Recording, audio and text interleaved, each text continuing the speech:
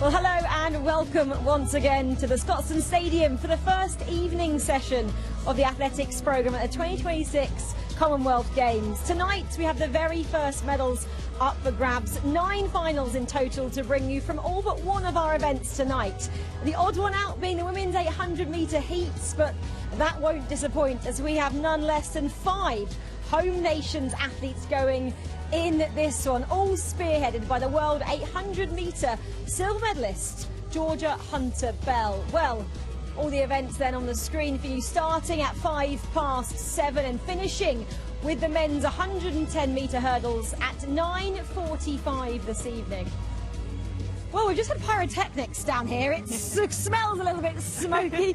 Eddie Doyle alongside me, 3-time silver medalist at the Commonwealth Games and a former European champion hurdler as well. Welcome back. Yeah, this morning was amazing, but I feel like tonight it will just go up again, won't it, in terms of excitement? Yeah, I think so. I think the fact that we're going to have finals tonight, we're going to have medalists, it's going to be really special. You can even just sense that in the crowd as well. You know, everybody's dancing about, jumping about, cheering. So yeah, the atmosphere is set, and you know the athletics got to take care of itself. Yeah, I mean, I think most people here would have booked tickets hoping to see Eilish McColgan try and defend her title in the 10,000 metres. That's not to be though, is it? Because she's picked up an injury after the London Marathon. Yeah, and for Eilish, the Commonwealth Games wasn't really in her plan. You know, Eilish had kind of moved from the track onto the roads. You know, she's pursuing the marathon. She ran the London Marathon obviously back in April, like you said, picked up an injury. The reason she wanted to come and do this was because it was back in Scotland, and you know she has such amazing memories from Birmingham that she wanted to come back and defend her title. But unfortunately she just ran out of time. But you know, it'll be sad that she won't be here tonight, but you know, we've got some other athletes that can, you know, put on a good show as well. Especially for Scotland, Megan Keith as well. She's the big name that everyone will hope to see go well. Yeah, Megan has got a really good shot to be on the podium tonight.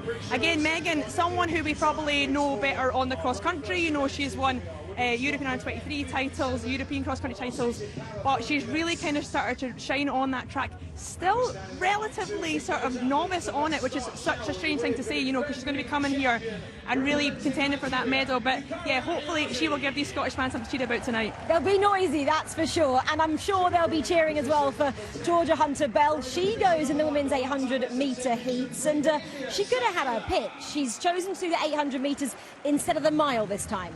Yeah, so again, this is obviously we've got back-to-back championships this year. So for this one, Georgia's chosen the 800 metres, whereas sometimes we obviously are over the 1500 metres, which I think she'll be doing the Europeans. But you know, although Georgia is an Olympic medalist over 1500 metres, she is a world silver medalist over 800 metres. So this is an event for her as well, and it's, you know, it's a stacked event. She's got the world champion in there as well. So you know, the quality of this event is tremendous. Yeah, she's so talented, isn't she? And she said actually she used to come to Glasgow a lot in her job in cyber sales when she wasn't an athlete. Remember, she took some time out of this sport and then fell back in love with it during COVID and in park runs. But we'll see her a little bit later on. The women's 800 metres will go just behind us at 7:15 tonight. We also have a final, don't we, to round out the day. We saw the athletes in action earlier in the men's 110 hurdles, and it is Sam Bennett who maybe is our pick to come home with a title. Yeah, well, he's the fastest qualifier through to that final. You know, his heat,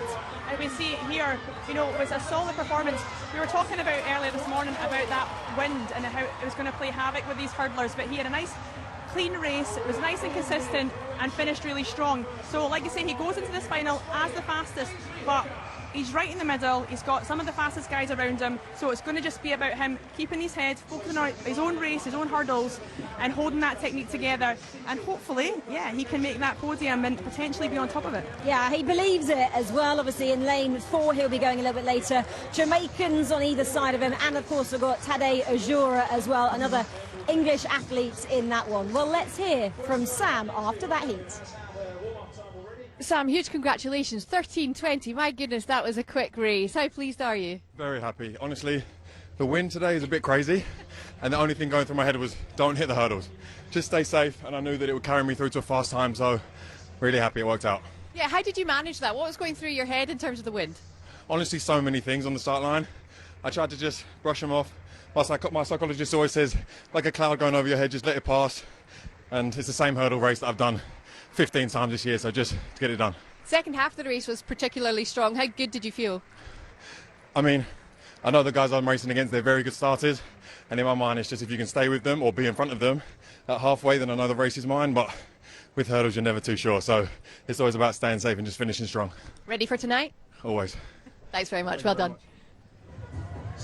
Yeah, Sam, well, he has to just race the race and not the occasion, though. He said he's done it already 15 times this year. Well, Ailey, we're not alone. You can see we've got Jenny Drummond and Johnny Peacock as well over by the start of the shot put, guys, because the women's F58 event is going to start in a short while, or has it already started? I'm looking behind me, Jenny.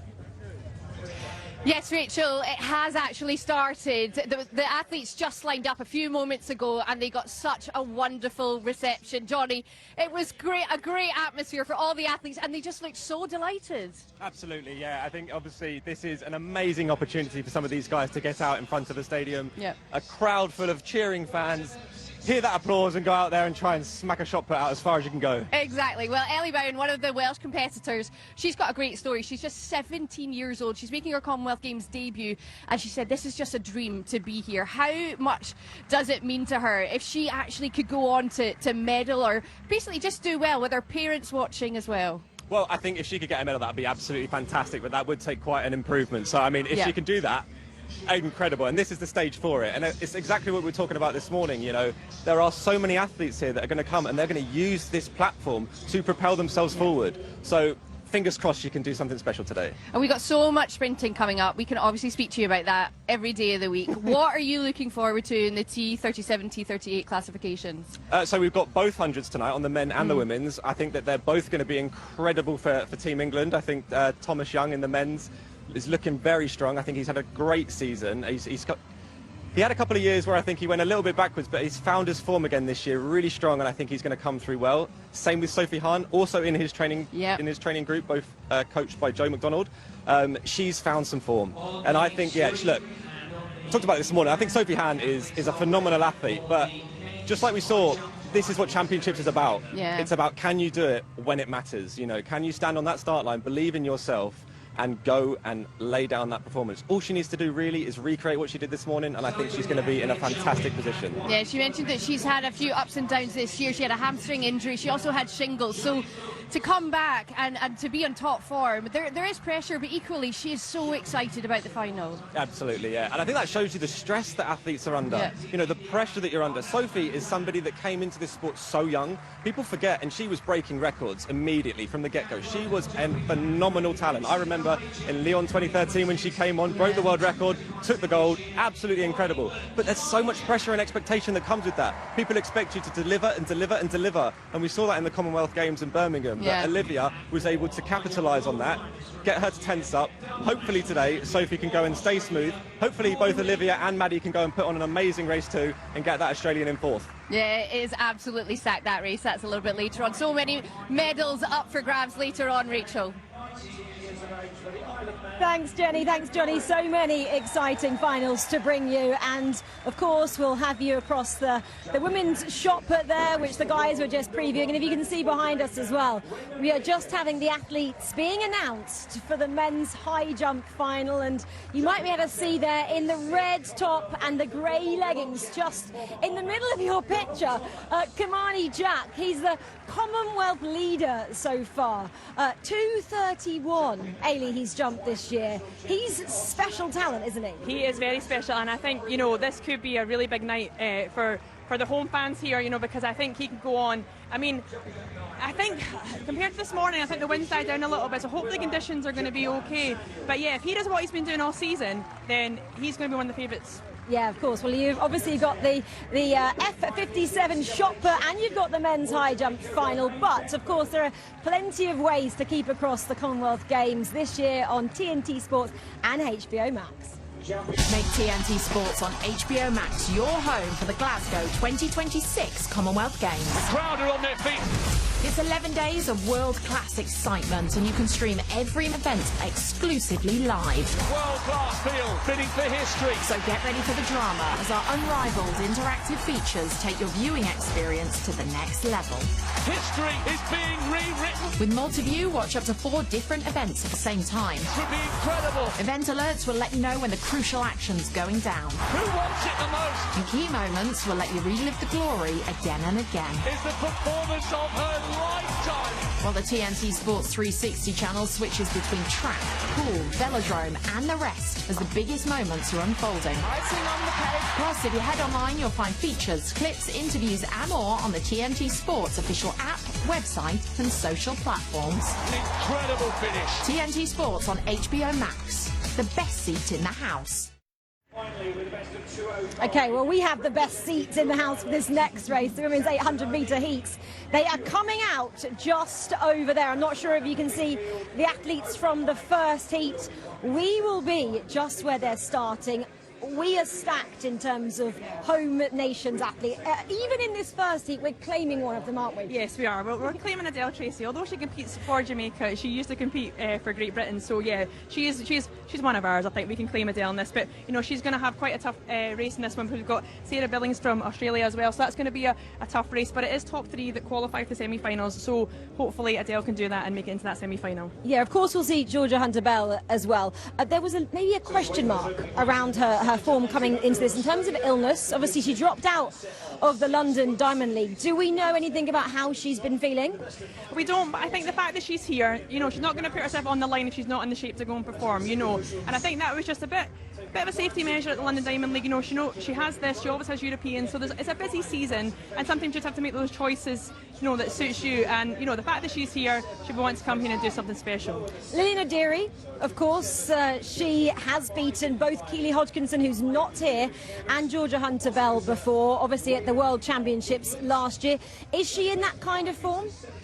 I think she's not probably in that form, but it is kind of early. We've not seen that much of her, and I think, you know, we'll get a bit more of an understanding as these girls go through the rounds. You know, we'll see how they come out in this heat, how they go and face that semi-final, and then, you know, hopefully all progress to that final. But yeah, the jury's out a little bit. We're not sure what shape completely she's in, but I think, again, same as Georgia, the fact she's here, she's going to be wanting to put something special down. Gemma Reekie, of course, Scottish athlete, yep. She goes in the same heat as Georgia Hunter-Bell as well. In terms of her, I know, again, she's had a bit of an up and down season. She had that concussion, didn't she? Yeah. When she raced in Bydgoszcz. Again, she's coming back from that, but this would be a good, I guess, tournament to get her confidence back. Yeah, definitely. She's coming off the back of 2 really good solid performances, 2 158 performances.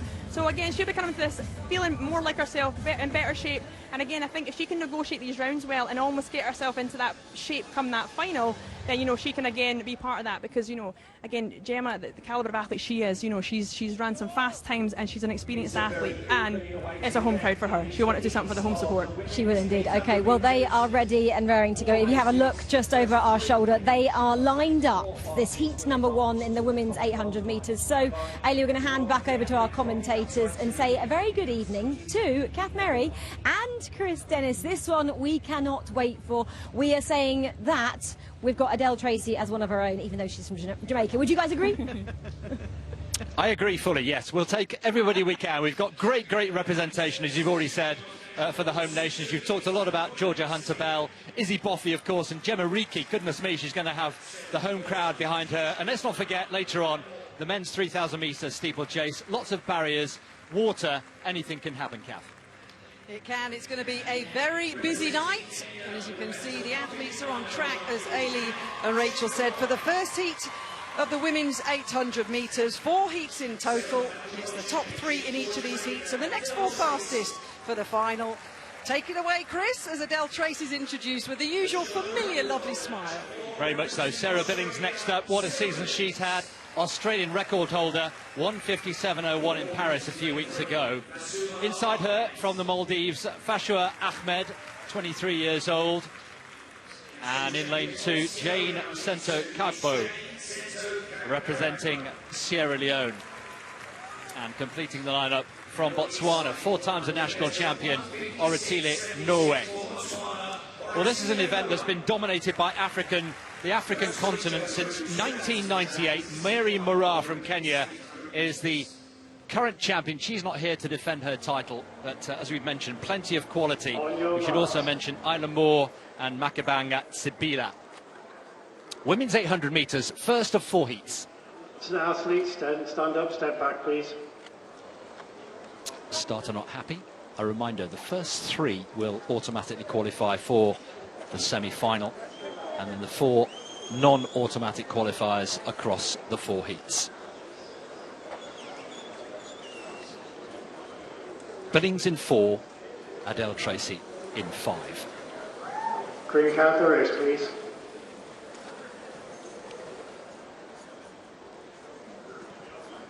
On your marks.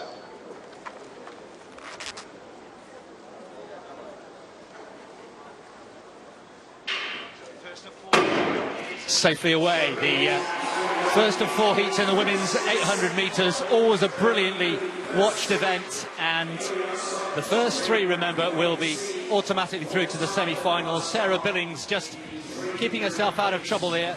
No pacemakers, remember, this is not the Diamond League circuit or the commercial circuit. It's pure racing, and already the barging has gone on, and a race to get to the front as Norway and Moore jostling for position there. Sarah Billings on the inside, just taking closer order, and a little bit further back, Adele Tracy, who's just, about 6th place at the moment. Sarah Billings there, and Jeffries as well, looking very good.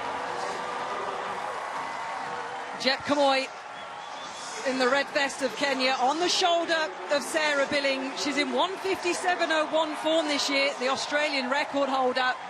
Just outside the top 10 ranked athletes in the world in yellow, but the bell on the first heat, they go through in 61.2. Pretty respectable. So Billings on the inside. Jep Kamoy, the young Kenyan, who's also had a storming season, now starting to wind up. Adele Tracy taking closer order on the outside, but Billings keeping the inside lane there. There's a group of 4 or 5. These are the athletes further down the track, but goodness me, down the back straight with 2:50 to go. Billings has been in brilliant form. On her shoulder, Jep Kamoy from Kenya, looking to keep that Kenyan record going. Adele Tracy starting to make a move there, up on the shoulder, up into 3rd place. Coming through with 150 to go. Billings, the shorter figure. On the inside, Adele Tracy now starting to open her stride. Billings, though, finds another gear. The top 3, remember, only go through automatically, and Billings is coming through very strongly indeed. Norway finishing very strongly too, but Billings can shut down now. A comfortable qualification. Norway and Jep Kamoy are the 3 who will automatically go through. Adele Tracy in 4th place will have to wait. A comfortable job, a professional job from Sarah Billings. That's what we expected from the 28-year-old, having a wonderful season. And as Chris said, this is championship racing. This is a different beast. This isn't no one-off meeting on the European or the world circuit. And that was proper championship running. A 60.28 second lap, a 2:01 clocking. Semi-finals on Wednesday night, the final on Friday night. Super finishing from Oratile Noah of Botswana. And the results are coming through. Australia, Botswana and Kenya, the top 3 automatic qualifiers. But look at the control from Sarah Billings. That run at the end of June in Paris, that 1:57 clocking, really made a lot of people sit up and notice the Australian star. Yes, she said she used to doubt herself in this particular event. She didn't think she belonged in this sort of company. But now she does. She's really enjoying it. She used to be frightened by the 800-metre distance, and she's been particularly working on her speed in the final 300, regardless of where she is in the race. Whether she's losing at the back or in the middle, she will go for it with 300 to go. There she was leading, and she looked very comfortable to see it home. Yeah, the ones we expected to qualify were Billings, or Norway, because she's a 1:57.3 runner this year herself. And that's just the first heat of 4 to get through to the semi-finals here at the Commonwealth Games. And as Chris said, Adele Tracy in 4th, 2:02.58 seconds. 4 non-automatic qualifiers needed for the next round.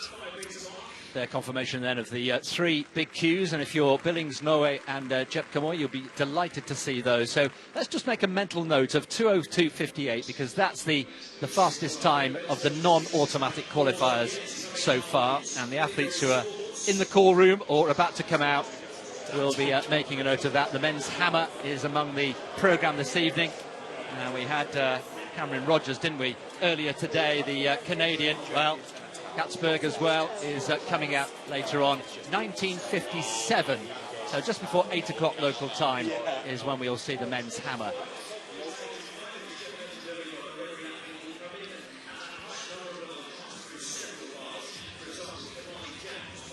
There's your lineup for heat number 2 of the women's 800 metres. Of course, full representation of all of the nations across the Commonwealth here in Glasgow. 12 years after Scotland's biggest city held the Games. We've had a wonderful first morning session, and we're going to have a wonderful final evening session as well. 9 finals in total, 6 on the track and 3 in the field. And there is the red vest, the Welsh red vest of Isabel Boffey, who lines up in heat number 2.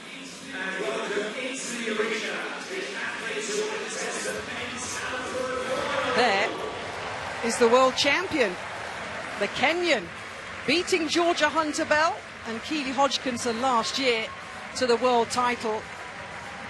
A championship record she ran of 154.62.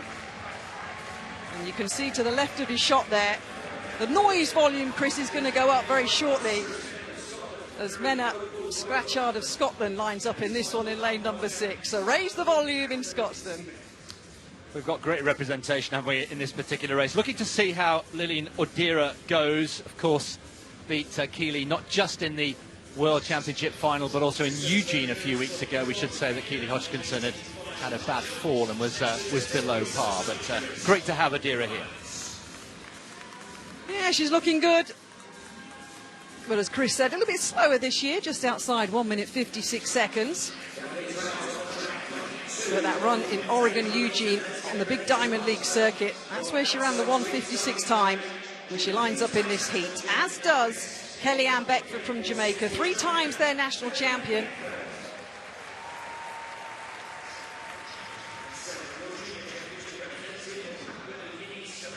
Welcome viewers from 360 to our first evening session. There's a nice wave for you in this 800 metre heat. Herman of Papua New Guinea, she'll start in lane number 7. Let's listen to the noise.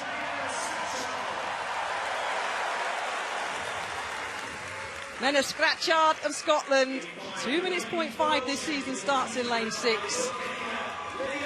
And a deep breath from Lilian Odira, the world number 6 this year. Olympic semi-finalist in Paris 2 years ago and the new world champion. Isabel Boffey of Wales then, 3 times a British indoor champion now. One of the fastest ever indoors over 800 metres. She'll start in 4. Trapo of Canada in 3, a semi-finalist at the World Championships last year. Anuit Tonza of Rwanda, the youngest in this heat, just 20 years old, goes on the inside line of lane 2. Heat 2 then of the women's 800 metres. The first 3 guaranteed a place in the semi-final on Wednesday.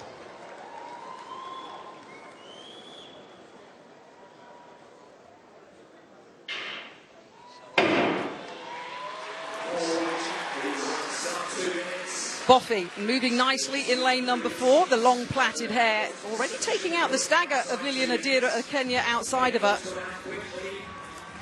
Beckford of Jamaica, the athletes cut across. You see those little yellow cones there? They'll leave their lanes and jostle for position. Scratchard in the blue of Scotland, moving outside with Herman on her shoulder. Boffey rocking and rolling the Welsh athlete. 158.85 outdoors this year. Scratchard then, Trapow of Canada, Boffey of Wales and Beckford of Jamaica. Well, Scotland getting right behind Scratchard, who's towing the inside line here as they come towards the bell. Isabel Boffey getting to a really good position, and of course had that brilliant run in Boston at the start of the year. Scratchard, though, leading the way as they hit the bell. 60.76 over the first 400 metres. Pretty bunched, isn't it, with 6 athletes still in contention as they go down the back straight. Boffey in red. She'll make a move soon. Jamaica on the outside. Here she comes, though. Here's the world champion, Lilian Odira, is poised to go for it with 200 metres to go under the floodlights here in Glasgow. But here goes Boffey, making her debut at the Commonwealth Games. Second at the British Championships this year. She's gone for it. Reminder, top 3 only guaranteed a place in the semi-final. Wales, Jamaica, Kenya. A little bit of a breakaway now. The athletes will be aware of that. Scatchard of Scotland in fourth, pumping her arms to get a good time if possible. But the world champions arrived. Cool as you like, 201.05. But Boffey for Wales automatically through. Izzy Boffey did well there, took it on and paved the way for the others behind. And Lillian Adira, well, she looked really good. Izzy Boffey is very pleased with that, I'm sure, to get that automatic qualification. But Lillian Adira, we'll see it in the replay, I'm sure. Such a tall, comfortable, languid style. Didn't panic. She was quite a way back, wasn't she, with 2:50 to go, but just picked off athlete by athlete, worked her way through the field, and in the end was a comfortable winner. Yeah, big Q, 201.05. Had a maternity break back 6 years ago, and since returning to competition in 2023, really has set the world alight. That huge victory at the World Championships last year, ahead of the two British athletes. One of them to come shortly with Georgia Hunter-Bell. But Lillian Adira, as you would expect from the world champion, nice and controlled. As Chris was saying, we'll keep an eye on the times, of course, because remember, it's the first three in each of these four heats, but 4 non-automatic qualifiers are needed. And at the moment, Adele Tracy is the fastest non-automatic qualifier. Sibella Thrapu's in there now. And Menna Scatchard of Scotland, at the moment with 2:03.94, her time there in fifth, is the 4th non-automatic qualifier.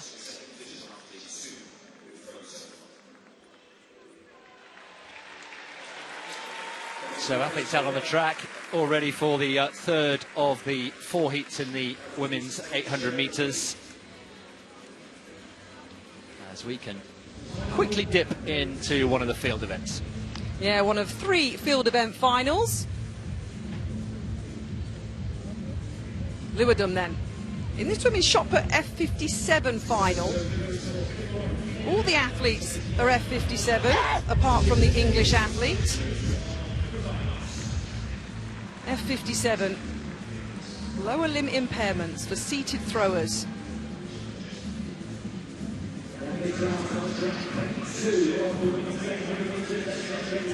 Ainsley Hooker from Australia, incidentally, 5 metres and 40. All athletes get 6 throws, all in succession as well.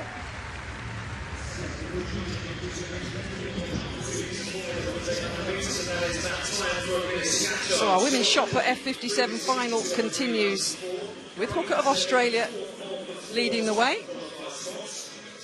Isabel Boffey flying the Welsh flag, qualifying for the women's 800 metre finals. Has just been catching up with our reporter Jenny.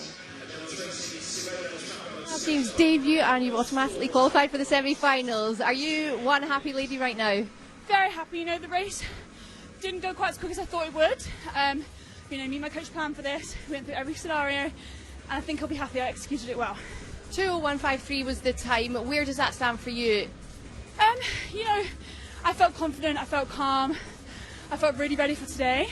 And yeah, I'm happy with the time. It will hopefully mean that I can do a really quick one on Wednesday. Do you feel you made your move at the right time there? Yeah, definitely. You know, I think with the 800 sometimes it's about being in space. And I did that well today, so I'm happy. As a Common Games debut, how fun was the atmosphere? Honestly incredible. Like, the fans here are crazy, you know, obviously it's in Scotland, but the whole of the UK is here and they're cheering us on. They're so happy to be watching, so it's been so amazing to be here. Well, you're a fellow Celt, aren't you? Well done. Thank you so much. Well, a very happy Izzy Boffey, and straight to the athletes out for the third heat. Gemma Reekie given a wonderful reception by the Scottish crowd as the Scottish record holder. There is Nicole McKenzie, the Canadian champion, who goes in 6th. Here's a familiar figure, Halima Nakai, the world champion back in 2019, still competing at 31 years old. A great trademark finish, part of her armoury. In lane 4, Abigail Abigure from Ghana.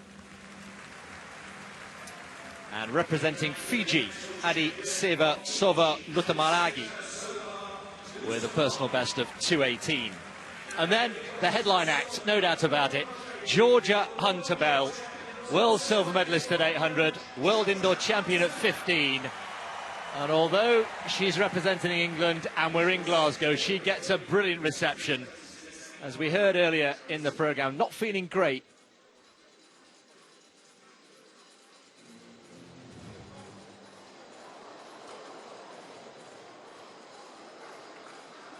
On your marks. So we're all set here for the third heat. Welcome to viewers from 360, just in time to see the third heat of the women's 800 metres. Georgia Hunter-Bell, left of picture, is the red-hot favourite here, and Gemma Reekie, with the blonde hair and the ponytail on the outside, representing Scotland, and Nakai wearing the yellow vest of Uganda in the centre of picture. Gemma Reekie, now based in Brighton on the south coast with John Bigg, coming back to Scotland where she has many happy memories. Georgia Hunter-Bell has recovered from a really nasty cold and given a bit of a barge there, did well to avoid going onto the infield there, and Georgia Hunter-Bell has got herself into a good position here. So Scotland and England side by side with Uganda just tucked in behind, and Hunter-Bell doing what she does best, controlling the race. She trusts her kick, we know all about that.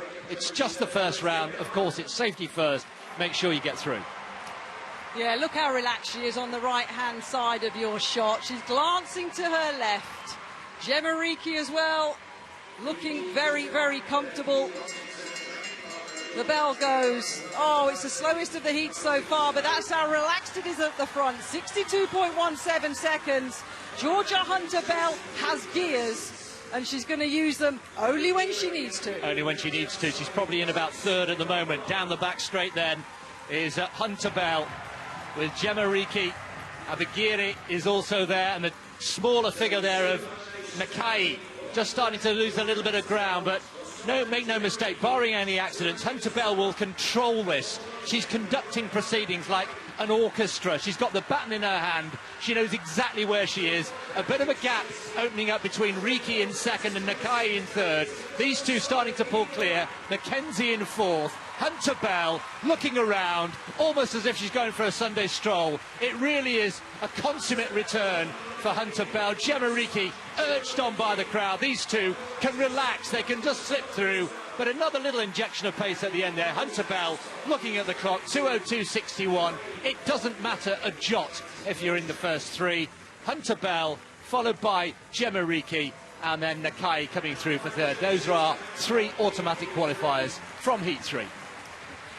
Easy as you like, a 2:02.61. Let me tell you, as an athlete, sometimes it's harder to run slower than it is quickly. You have to control yourself. That was superb, but that's what you get when you're the world indoor champion over 1,500 metres. You're a world silver medalist over this distance, and let's not forget a bronze medalist over 1,500 metres at the Olympic Games 2 years ago. That was superb. Gemma Reekie, impressive. That's the best I've seen her look for quite a long time. But look at that, barely out of breath. What's the heart rate on that, Chris? Well, not very high. No, well, compared to Josh Kerr's about 8 days ago, probably substantially lower. But yeah, you're absolutely right. Hunter-Bell had to be careful there, didn't she? A little bit of a nudge from Nakai just to say, excuse me, I'm a former world champion here, you know. But in the latter stages, just a slightly wider arm carriage, a natural wider arm carriage for Hunter-Bell. But it's still hugely efficient. And I agree with you, Kath. The best performance I've seen from Gemma Reekie for quite some time. She was in London 8 days ago and didn't struggle, but she wasn't as impressive then as she was here this evening. The Paris-born English star sparkling here in Glasgow.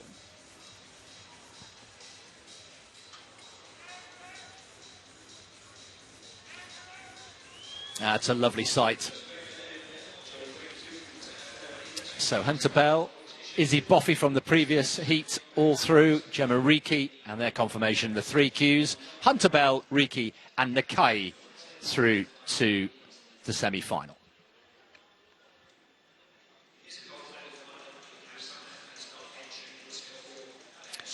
So 3 heats down, and we still have one more to come. Let's go back to Rachel.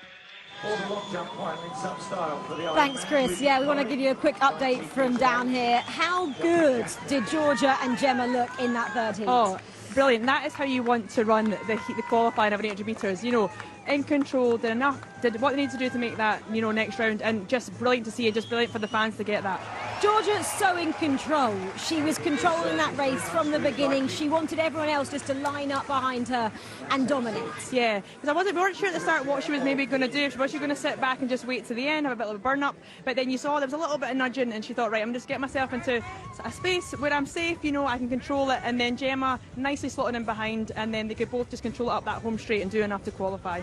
No signs of illness for Georgia Hunter-Bell. She looked so good. She looks good, yeah. I think, like I said, if she's here, she's ready to run. Absolutely. Okay, well, Izzy Boffey as well, she went through. She was asking Ailey, what time do I need to run just before she lined up? Okay, 3 athletes safely through, one of them being Georgia Hunter-Bell. Georgia, well done. That race looked like it was very much in your stride. How would you rate it? Yeah, no, I'm happy with it. The heats are always like a bit nervy, like you just want to get through. Doing not loads, but I actually prefer to have a bit more of an even run than slow with a massive burn up. I feel like that takes more out of me, so yeah, really happy with that. You unfortunately had a wee cold, a nasty cold in fact, coming into this. How are you feeling now? Yeah, much better. My voice is back, so that's really nice. Yeah, always really disruptive actually, getting sick in the middle of the season, but I'm glad in hindsight it happened when it did, so that I was okay for this and for Europeans. For such a decorated athlete, this is your first Commonwealth Games, so what's that been like for you? It's been so cool, like, yeah, it's really interesting to speak to people who have been here before, and it's so cool that it's in Britain for my first ever one. The track is my first time here, but it's fast and it feels like really nice, and the crowd feel great as well. Well done this evening. Thank you, cheers. Well, it's great to hear that she has a voice, and she also has her running legs as well. Great performance there from Georgia Hunter-Bell and Gemma Reekie. Well, our 4th and final heat is about to get underway. This one features Erin Wallace of Scotland. Guys, back to you two for this one.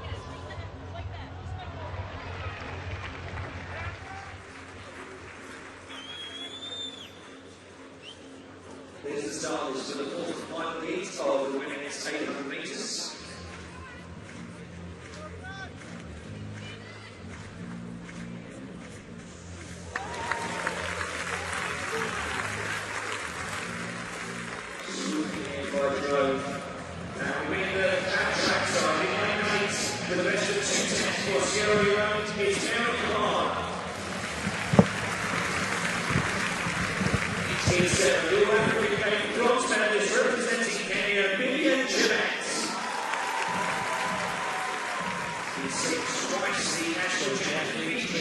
To the crowd.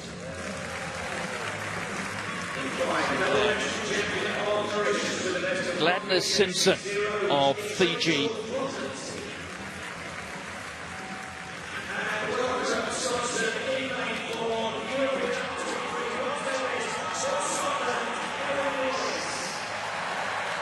So I must say the first 3 heats very competitive indeed. Lillian Adira looking mighty impressive in that second heat, but Georgia Hunter-Bell really did absolutely nothing wrong at all. So let's go through the full lineup. Shabika Maloney of St Vincent and the Grenadines, who was just outside the medals in the Olympic Games 2 years ago in Paris when she finished 4th. Iribagiza of Rwanda's there in lane 2. Look out for Prudence Sekodiso of South Africa here in lane 3, an outstanding athlete who has run 1:56.83 already this year.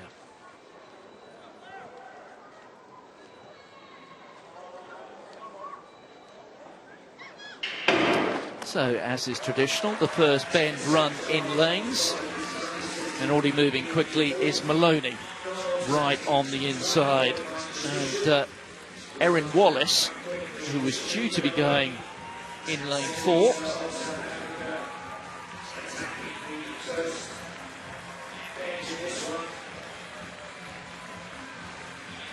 So it is breaking there on the outside. It is Maloney of St Vincent and the Grenadines who has the early lead. Keep an eye on the clock after 400 metres. We haven't seen particularly fast splits so far, just outside 60 seconds. We've actually had a couple of negative splits over the course of 800 metres. In other words, the second 400 being run faster than the first.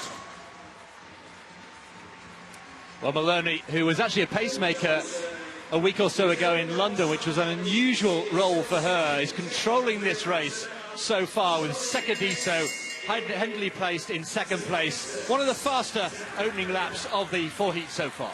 Yeah, just outside 60 seconds, 60.41. Of course, the time's largely irrelevant here. We are just looking for the first three to qualify. But it is Maloney there of St Vincent and the Grenadines who leads. 300 metres to go.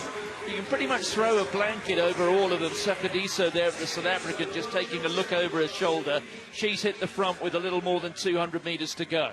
So it is Sekadiso of South Africa. Maloney is there in second place, looking strong. Vivian Chibet, look out for her. Fourth in the World Indoor Championships a couple of years ago. And there's a little trip there, Maloney, and a bit of pushing as well. But Maloney's back into a running again, but it is the South African. Sekadiso, who hits the front, coming into the straight. There is a bit of a gap between her and the curb, and once again, you saw problems, and Chibet has gone down, and coming through here from Mauritius, looking very strong indeed, is Klopfenstein. But it is going to be, and what has been a very eventful race indeed. Maloney, who comes through. Sekadiso got run out of it up the home straight, but the fastest finisher of all was the Mauritian Rachel Klopfenstein, the former Swiss athlete who had actually just changed the nationality in the last few months, so she's only recently become a Commonwealth athlete. But there was plenty going on in the last 200 metres there. Chafika Maloney got into all sorts of trouble. Vivian Chibet, at the end of the day, was looking for a gap between the South African and the curb, which closed very rapidly, and then she went down. Well, having praised the first 3 rounds as being very, very controlled, that was anything but. That was a real mess, quite frankly, wasn't it? Something for everybody in there. Really unfortunate fall towards the end. Maloney, who did well to stay on her feet in the end, coming through to qualify. But Sekadiso at this stage looking good. There's the push, did really well. These athletes are travelling, not easy to keep your balance running at that sort of speed. And then there's the trip on the inside, and down she went. Well, twice she's transgressed. The reason why we had the problems with Maloney on the far side was because Chibet just went to the curb far too quickly and cut up Maloney, and then Chibet tried to make a way between Sekadiso and the curb. Now, the reality is, if the gap's there, you can go for it. But the athlete who is just standing away from the curb in front of her is perfectly entitled just to close up that gap. And unfortunately, Chibet took a gamble, which rather backfired. So, in the end, it is Rachel Klopfenstein who avoided most of the trouble, who comes through and ran a very measured race indeed. So plenty to talk about there in that 4th heat.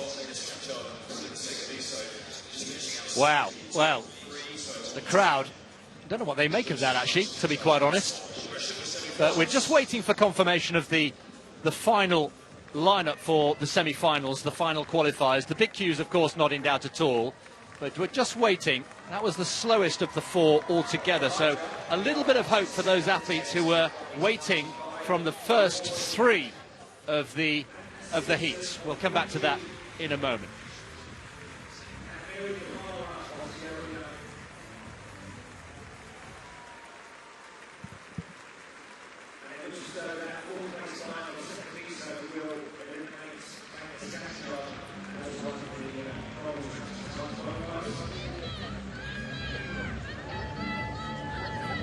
Women's shot put F57 final is continuing. This is Claire Narek of Canada. A pretty consistent series so far. Classification for seated throwers, lower limb impairments. 10 athletes in total across this field. Our para events, quite rightly, fully integrated into the programme all the way through until the end of the games here.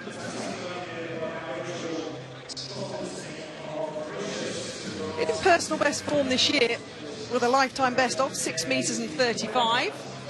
So let's see the distance then for the Canadian. As mentioned, all throwers get 6 throws each. Awesome. Thank you guys so much. All in succession. Ellie Bowen of Wales is in this one. We'll keep an eye, of course, across all the home nation athletes.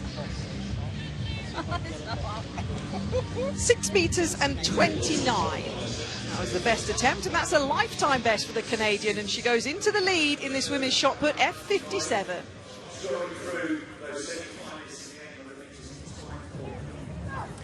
Okie dokie. Well, we're looking then at the women's 800-metre results from Heat 4 right now on screen. Erin Wallison from Scotland qualified in the end. Great to see another Scottish athlete going through. It's been a great outing, hasn't it, for all our home nations in the 800 metres. Okay, well that's the heats then completed, and now we turn our attention to all our events, which are now finals. 10 we are bringing you, 9 of which are finals. The next on track is the women's T38 100-metre final. Of course, earlier on today we saw those heats, and we have, I think, 3 names in particular going in lanes 4, 5 and 6, Johnny, who we should be looking out for. Absolutely. I think this is an event that I've been looking forward to all day. I think since seeing the heats, you know, look, Sophie did an absolutely amazing result in her heat, but at the same time, she did have a very easy heat. It was a very pressure-free run for her, and we know that this is a championship all about pressure and how you deal with it. I think that she's got it today, and I really hope that she's able to emulate the same performance that she did this morning. But absolutely, Rhiannon Clark, Olivia Breen, Maddie Down, they are not going to make it easy for her, and having everyone around her, this is going to be an amazing race. I think this first 40 metres will really tell you a lot. I think if anybody gets out in front of Sophie, she's going to have to run them down, but she has the speed for it. I think we've got a potential of seeing something special tonight. I mean, I think a clean sweep is asking a little bit. Rhiannon Clark is a phenomenal athlete in great shape, so I think she's going to be a thorn in everyone's neck, but I think Sophie's got it. Sophie Hahn's going in 4, Rhiannon Clark 5, and Olivia Breen in 6. Out of those 3, who has the advantage in terms of lane? I don't know if anyone has an advantage. I think maybe Rhiannon has an advantage because obviously she's surrounded by some incredible athletes, but I think Sophie's got an incredible start. So Sophie should get out on them, and I think she should really put that bed and run away from them. But Rhiannon's equally very, very quick turnover, very fast start.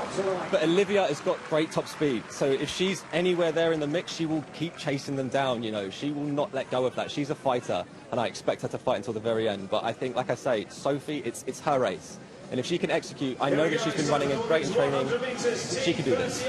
And how much will that fire be burning in Sophie's belly after missing out 4 years ago to Olivia?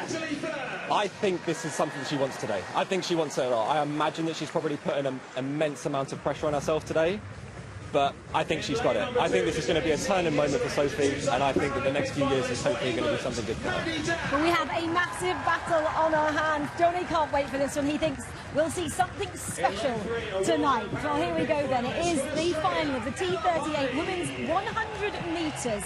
Let's go back to our commentary team of Kath and Chris. Thank you very much, Rachel. And here she is. Here's the one we're expecting something special from. And to be honest, Sophie Hahn, MBE, is a 2018 champion. She's the fastest in qualifying with a 12.75 clocking. Inspired to watch the sport by watching London 2012.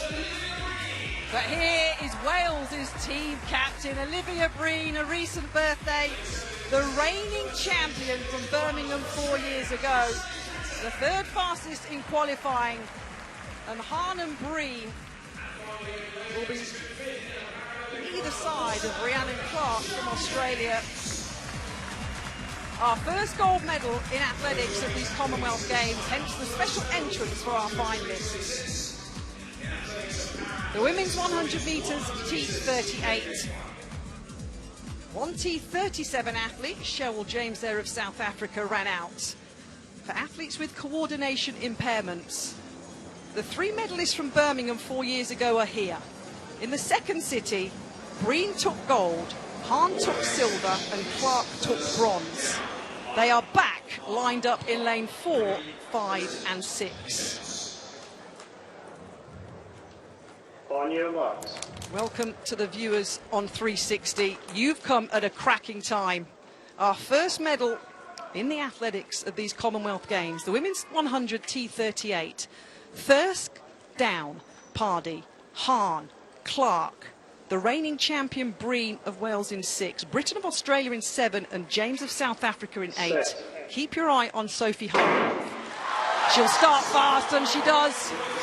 Hahn's leading this one, but only by a whisker. Maddie Down moving nicely for England in lane number 2. Clark putting Hahn under pressure, but Sophie Hahn's going to take it. She punches the air, 12.79 seconds. The first gold medal in athletics at these Glasgow Commonwealth Games goes to England. Sophie Hahn is the champion again, 8 years after winning it. Brilliant, absolutely brilliant. Yeah, and it looks like 2 medals for England and also a medal for Wales. There you can see, looking absolutely delighted, Olivia Breen, who started so strongly, and she hung on well towards the end. Hahn was just simply powering away at the front of the field. Fantastic run from Maddie Down as well. But Olivia Breen of Wales, she knows she's picked up a medal, and there is Sophie Hahn. There's a very strong Aston Villa link for this young lady as well, isn't there? Which I know would have put a smile on your face, Catherine. Yeah, her grandfather, Larry Canning, played for the Claret and Blue. And there she is, a bronze medal, as Martin said, for England's Maddie Down in a lifetime best performance of 12.86 seconds.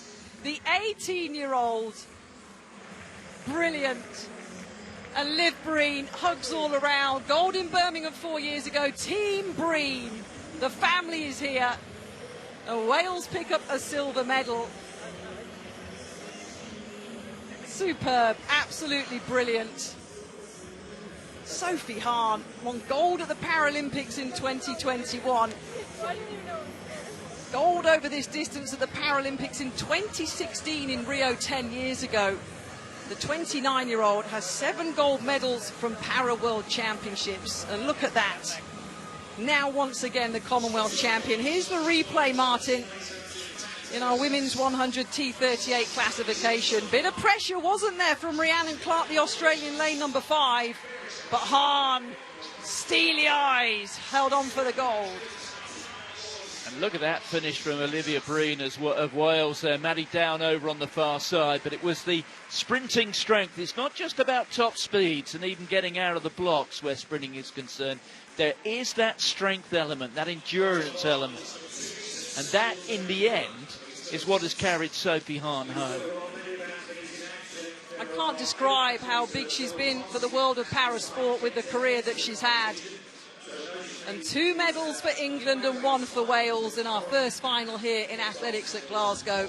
And it didn't disappoint. Look at Liv Breen on the left, the Wales team captain, trying to hang on to the title she won in Birmingham. And do you know what separated the athletes there in 2nd and 3rd place? Olivia Breen and Maddie Down separated by 2 1,000ths of a second. Now that is a period in time which you and I just simply can't slice up.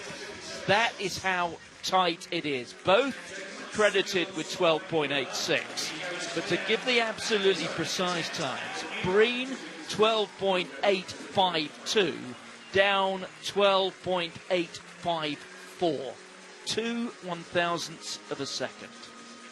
Not even the bat of an eyelid, less than that.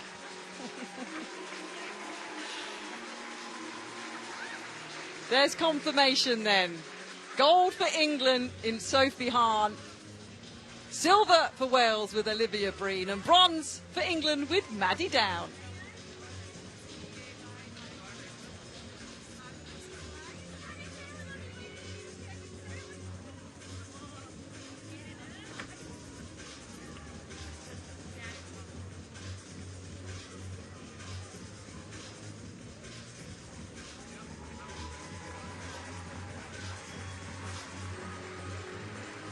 The medal ceremony for the women's 100 metres T38 will be our first medal ceremony. 84 metres and 70 at his best last year. And just to think, Kath, that's a mature, there he is, that's a mature athlete's event, is the hammer. But this fella dominates it. and has done virtually since leaving the junior ranks, the under-20s. He's won absolutely everything. And here, coming, and many people would say it's almost a formality that this man will win. No such things, I suppose, as formalities tends to happen in technical field events. But such is his ability to get things right in major competition. He's a man who is as strong a favourite as there is at these games. He's the world leader, 83.64, and first introduced for a reason, but won silver in Birmingham 4 years ago. So Ethan Katzberg will be looking to go one better here in Glasgow tonight.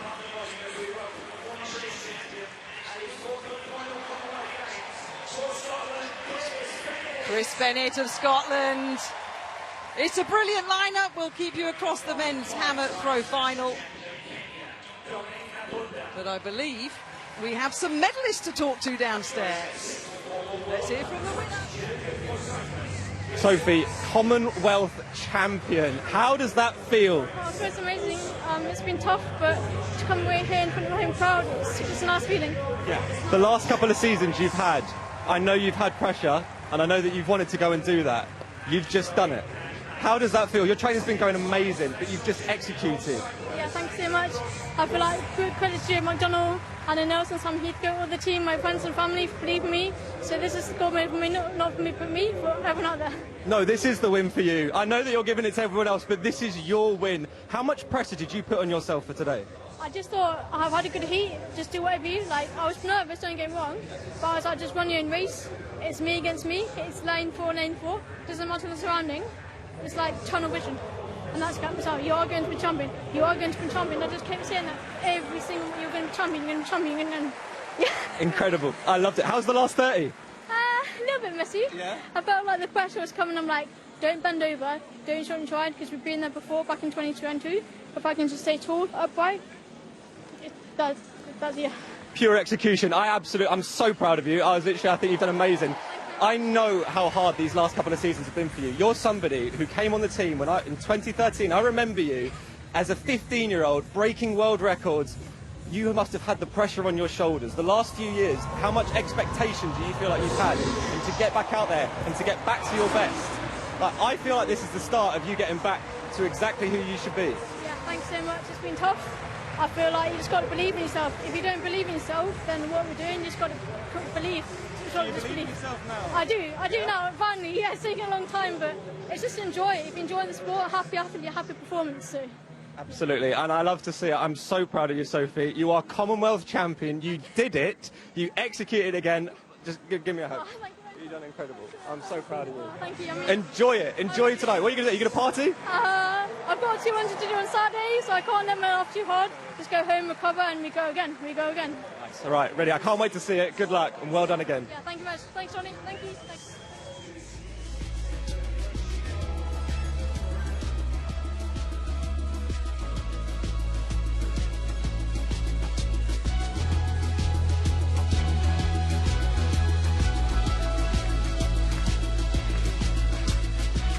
Sophie Hahn still has a 200 metres to come, but no partying just yet for our first Commonwealth Games champion here in the women's T 38 100 metres. And we're going to bring you some news very shortly of the men's hammer final, because we bigged up Ethan Katzberg as the world leader and as the Olympic champion in Paris in 2024. And he's gone big, Chris Dennis, in the first round of the men's hammer final. We need a bigger word than big, I think. Huge. Humongous. 80.97. It's a games record. Katzberg, goodness me, has taken over Nick Miller's Commonwealth Games record that had stood since 2018. No longer. 80.97. What a way to announce your arrival in Glasgow. What is it with hammer throwers and Canada? Yes, in both the men's and the women's, right? Brilliant, and here's another one. Rowan Hamilton, Olympic finalist in Paris in 2024.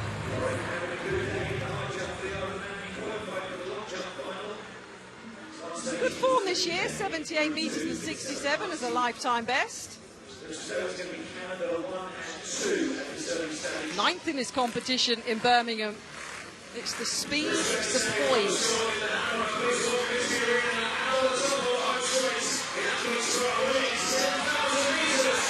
It's coming through. It's 72 metres and 94. So at the moment in the men's hammer throw final, it's Canada 1-2. Scottish interest as mentioned with Chris Bennett. But from Canada, we go over to Wales. And continuing is the women's shot put F57 final.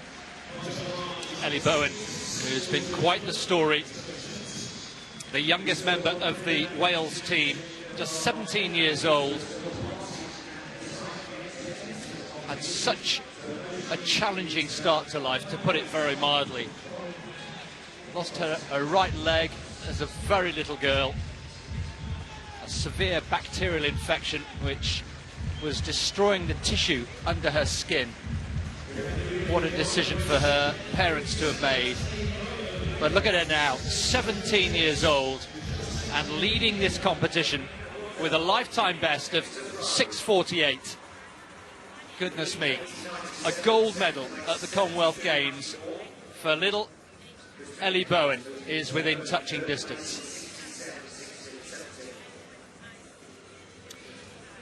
Track about to get underway in the 10,000 metres. Rachel, back to you. What's happening down there? Thanks so much. Yeah, well, we're just by where they start behind us for the women's 10,000 metres. 25 laps of the track. That's really hard to get your head around, isn't it, Ailey? Especially for us, they've got to run it. Yes, well, that's it. It's a long way. You know, I'm used to just going around this once. So a lot can happen in those 25 laps. But I think, you know, like I said earlier, for Megan Keith, having this home support for every single one of those laps could make a crucial point for her. She'll want to make it an honest race, won't she? And try and really set the pace early on. Yeah, I think so. I mean, sometimes it's just about seeing how those first couple of laps go. Megan's a sort of athlete, if they do hold back, she'll want to take it on and she'll want to sort of control it a bit more. But, you know, I think she'll use those first few laps just to see what everybody else is wanting to do and how it all kind of pans out. But yeah, I think if it's slow to start with, Megan will probably be the one to take the lead. Yeah, what would you like to see her do though? Take the lead or sit in there and just try and manage the race? I mean, I think take it on. You know, if you know the shape you're in, you know how you've been training, then why not go for it? And like I say, this crowd will carry her around every single lap. So, you know, go for it. That's what I say. I mean, this is somebody who's got no experience of running 10,000, but that's what I would say. One thing that I know you'll be doing is cheering as well. She'll be loud here. She'll be loud and cheering for Megan Keith. Okay, you can see Izzy Fry and Poppy Tank as well go for England. Cannot wait to see how our home nation's athletes get on in this one. They'll be inspired as well, won't they, by what Alicia McColgan was able to do 4 years ago. Right, well, let's enjoy this one then in the company of Martin Gillingham and Kath Merry. Thank you very much, Rachel. We're looking forward to it too. 15 athletes are due to line up, 25 laps of the track, roughly about 6.2 miles. And there's Poppy Tank from England. Good form this year, just over 32 minutes over this distance. There's Miriam Chebet of Kenya, with the PB figures there of 30.27. She can get near that, she'll trouble this whole field. Nyonkuru of Rwanda. Mwangi of Kenya, the African silver medalist a couple of years ago. Izzy Fry, a nice smile and wave from the English national title holder outdoors this year. Lauren Ryan from Australia, a World Championship finalist last year in this lineup. Esther Chebet of Uganda, good on the cross country, obviously tidy on the track. Leka Koto from Lesotho, their national record holder over 5,000 metres. But let's listen to the noise.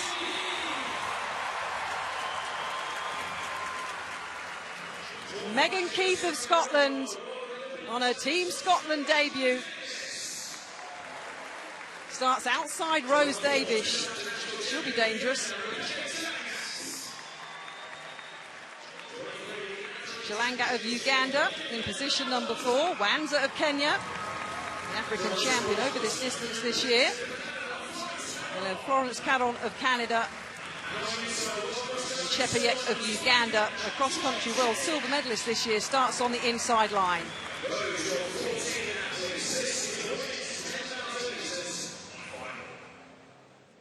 The women's 10,000 metres final at the Commonwealth Games, under the lights here in Glasgow.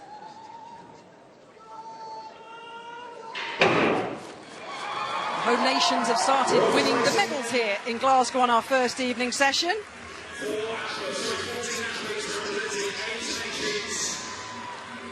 Liz McColgan a couple of times has won this title. Yvonne Murray for Scotland in 1994. Eilish, of course, in Birmingham in 2022. And Megan Keith of Scotland win a 5th gold for the home nation. But in terms of pace, Chris Dennis, I could be in this. I'd back myself still to be in this 10,000 metre final. You think you could be in it? I'd go further, Kath. I could be in it. It's pedestrian, to put it mildly. And I was going to say, just to give people at home an idea of the pace, if we're looking at a 31-minute finishing time, which is well within the compass of, I would say, at least half of this field, we'd be looking at something like 75 seconds per lap. There is no way that these athletes at the moment are going at 75-second laps at all. It is a jog, to put it mildly, and we're just waiting. It's like a game of chess, isn't it? Who's going to make the first move? No, after you, I'll go first. Who's going to take it on? This is championship racing, folks, because you know why? It's about the Commonwealth medals, it's not about the time.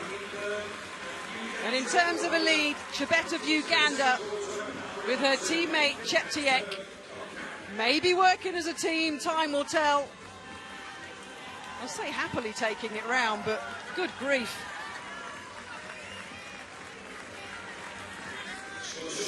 "91 seconds, Kath, for the first 400 metres. I'm in it. Not the other 24 laps. No, you're in it, but I think I'm ahead of you, to be honest. Incredible. I'll tell you who is in it. This man in the men's hammer final, leading the way. The world leader, Ethan Katzberg, is entering the circle.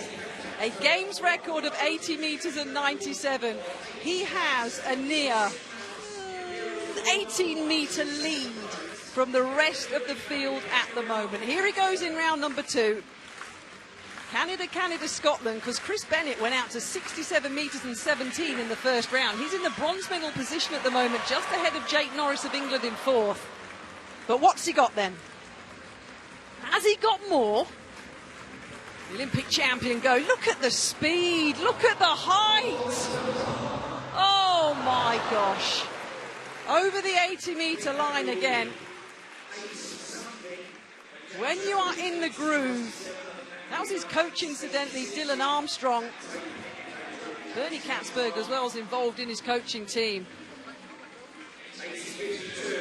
I cannot describe to you watching at home how fast they skate across the circle and the speed that is generated. 80 metres and 52, no improvement on his games record in round 1, but comfortably, as mentioned, 8 metres, excuse me, in the lead. Kath, I don't want to be facetious, but I would suggest that Katzberg is moving more quickly across that circle than these women are in the 10,000 metres. They have picked up the pace a little bit, but there's not much in it. Yeah, just to confirm, Ethan Katzberg, 80 metres and 97. Rowan Hamilton of Canada, 72 metres and 94. Carol Vorderman's better at maths than me. Chebet, Mwangi, Chepayek, Nyankuru, Wanza. Keep an eye on Megan Keith. She's 5 from the back at the moment in the Scottish colours. But when a pace is like this, Chris, in a major championship middle or long distance final, what it does, it brings everybody in to the medal hunt.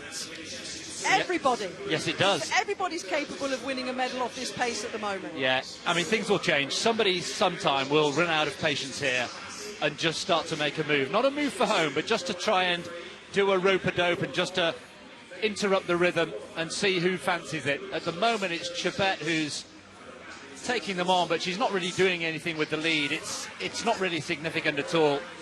And the likes of Rose Davis, Megan Keith are just happy to go along with this. Moving at about 16.5 kilometres an hour. Which for athletes like Chebet, who has a lifetime best of 23.44 this year, as Rebecca Chelangat of Uganda has a slight lead in this final now. This is what we're talking about, Chris. We're going to do 4 or 5 metres now. Still at Uganda 1-2. Yeah, just starting to make something of a move, and just there is an athlete coming up very quickly into second place. Just trying to see who that is, whether that's Rebecca Mwangi, is it, who's come up very, very quickly indeed. Wanza of Kenya, it is in the familiar red vest, has gone into second because she's covering it. She's covering the move that's being made here by Rebecca Chelangat of Uganda. She's a 21-minute runner at her best, just inside 33 minutes this year. But you've got to keep an eye on her. The open pace was so slow as they go down the back straight past our Hammer finalists.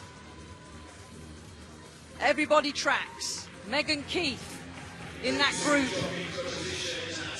currently in about 6th or 7th place. She looks relaxed though. Nice and easy, Chris, nice and easy for the leader. Still plenty of this race to go, but they are strung out now, and that bunching that we saw barely 2 minutes ago, just keeping an eye on the clock, they're into 1,600 metres. The first kilometre they went through in 3:30. It has quickened up, but it's just a question of by how much. And again, we underline, it's not about the time, nobody cares about the time, but it's just interesting to see the ebbs and flows of the race as this 10,000 metres unfolds. Still 20 laps to go.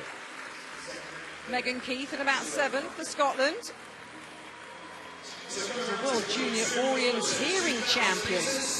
European 10k record in Spain earlier this year on the road, a 30.07 clocking over that 10k distance. Paying attention and staying in touch. But the lead has been brought back, and now it has been passed because Wanza covered the move. Now we're getting a bit more pace, Chris. Now it's livening up in this women's 10,000 metre final. We could see a splintering here, actually, in the next few minutes, because the East Africans are starting to shake things up here. Chelangat and Wanza, Cheptegei as well, Nian Kuru from Rwanda in there as well. But Megan Keith down in 8th place, 6:51 through 2 kilometres. So the second kilometre was marginally quicker than the first, and that wasn't difficult, to put it mildly. It's one big moving pack. Mwangi of Kenya on the shoulder of a teammate, Wanza. We had a little 1-2 with Uganda, didn't we, at the beginning of this women's 10,000 metre final. Now it's a Kenyan 1-2-3. Keep your eye on Chebet there. Hit number 13. She's in good form this year, a 30.27 clocking in Eugene in May. 4th at the Kenyan Championships this year, Chebet. As we return to the men's hammer, still the early stages. We'll be back to the women's 10,000 shortly. We're still in round 2 here. And here is Anthony Barnes from New Zealand, who sent a pretty strong team here. Sad news that Hamish Kerr will not be competing in the high jump, sadly. Anthony Barnes waiting for his mark to be measured. A reminder that Ethan Katzberg has gone out to 18.97 for a new games record. There is Barnes. This is round 2. You see the wind has just picked up a little bit here in the stadium. Nothing too serious, but it has been a day of swirling conditions. The wind picking up and then dying down. 67.49 is Barnes' second round effort. That's an improvement on the first, and he remains in 3rd place. Well, Barnes was doing his thing in the men's hammer final. There's not much been going on still in this women's 10,000 metre final. Leon Kuru of Rwanda. She's decided to join the party in the blue. But a Kenya 1-2-3 at the moment. Megan Keith there. In 7th or 8th place as they go down the back straight. Good crowd in for our first evening session here in Glasgow in Scotstoun. As Chris said, it was a 91-second first 400 metres. 85 for lap number 2. The quickest lap, well, that was number 5 for you. That was a 73.5 second lap in this women's 10,000 final. And 10:17 at 3,000 metres. Yeah, it's still sort of just plugging away, isn't it? We're just, approaching the first third of this race. Let's just, while we've got time, Kath, let's come back to it, actually. I want to talk to you about Megan Keith. But let's just dip into the latest in the field. Yeah, women's shot put F57 final. One of our 3 field event finals on our first evening of action.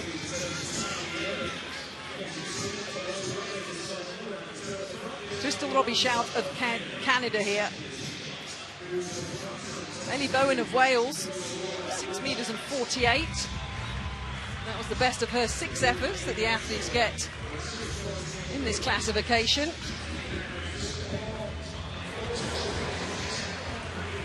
Good form this year, the Canadian. A lifetime best of 6 metres and 71. Also competed in para-alpine skiing as well.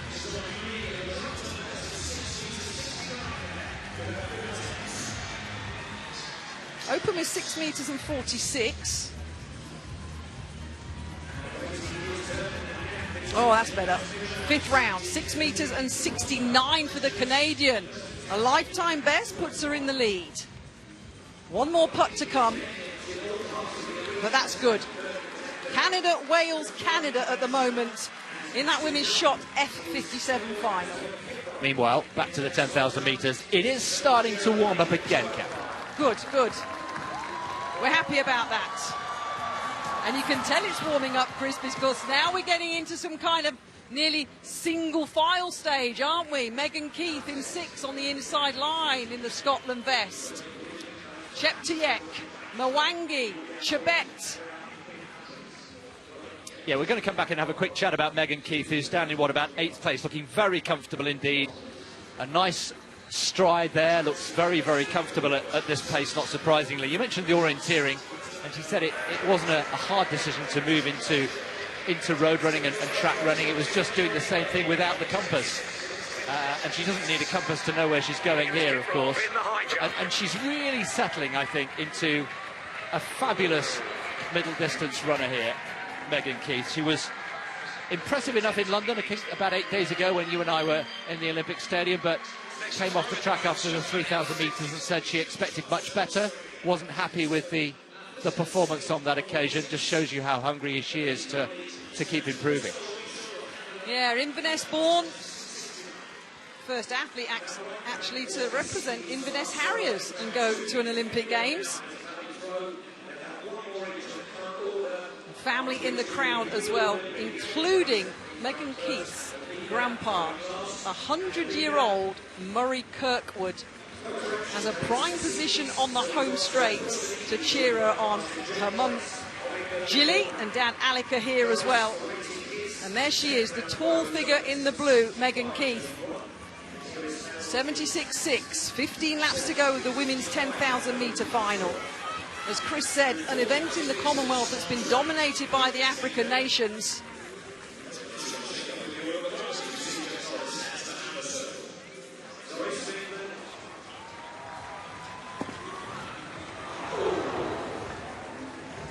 Kesidis of Cyprus in this hammer final. Everybody chasing Ethan Katzberg's 80 metres and 97. No through in the first round. That's better. Chris Bennett from Scotland fleetingly was in a medal position. But Kesidis there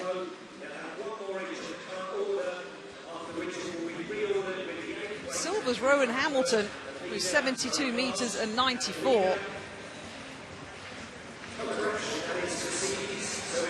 see what is done here in round number 2 of this men's hammer throw final. The 20-year-old World Under-20 champion a couple of years ago, 72 metres and 65. That puts him on the podium at the moment in bronze. Yeah, we're approaching, 15 minutes in this women's 10,000 metres. And once again, pretty much the entire pack, give or take one or two athletes who are struggling to live with this, have bunched back again. But the good news from a Scottish point of view is that Megan Keith is still very much in the pack there, looking very comfortable. And we're still waiting for somebody to make a decisive move. We'll be soon hitting the halfway mark. And at the moment it's Joy Cheptegei from Uganda. Uganda, who won the title here in 2018. I mentioned that Kenya and Uganda have dominated this event until that was that Ailish McColgan, of course, won the title in Birmingham 4 years ago, just as her mother had done in the 80s and 90s, back-to-back. Could we have another Scottish success here this evening? That would be quite the story, no doubt about it. There's so much quality here, Kath, from East Africa. A win or even a medal for Megan Keith would be quite something this evening. It would indeed. It would be a huge achievement. You mentioned the history from Scotland. White yellow vests of Australia. Still in the mix in this final. I think there's only one athlete that they've dropped. Lakoto of Lesotho is just going through the finish line now.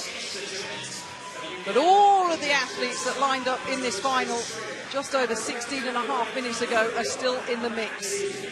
And Joy Cheptegei of Uganda, she was 16th at the World Championships on the track over 5,000 metres last year. 7th over this 10,000 metre distance. And still happy, Chris, to take this one out as we continue round. And they'll come round with 13 laps to go.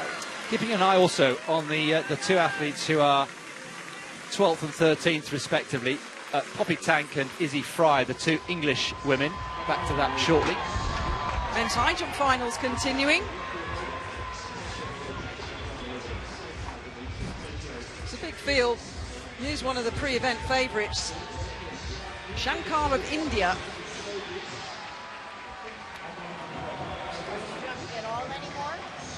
He doesn't look happy, does he? Let's have a look there.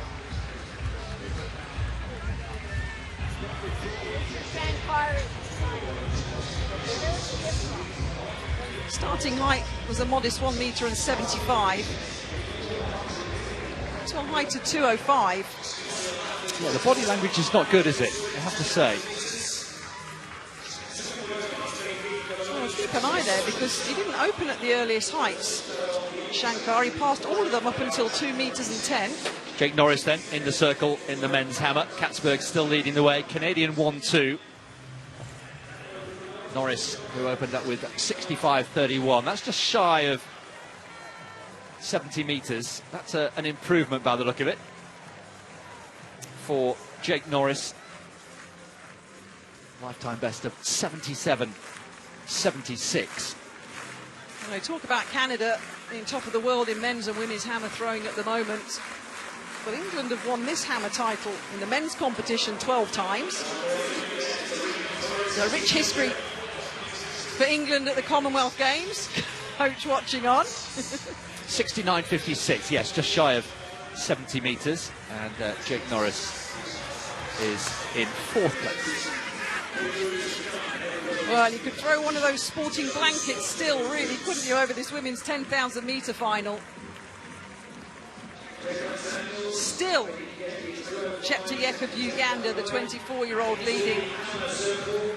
4 or 5 races over in the US this year. See Wanza of Kenya still in the mix as well. As mentioned, the African champion this year over those distances.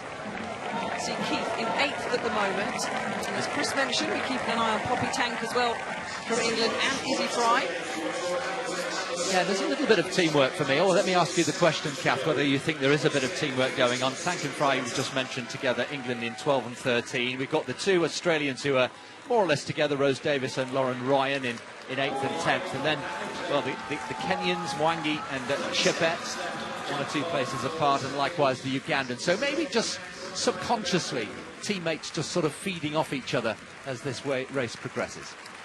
Well, whether they have a plan or not, only they know, but there will definitely be familiarity between them in terms of how they race. And here we go.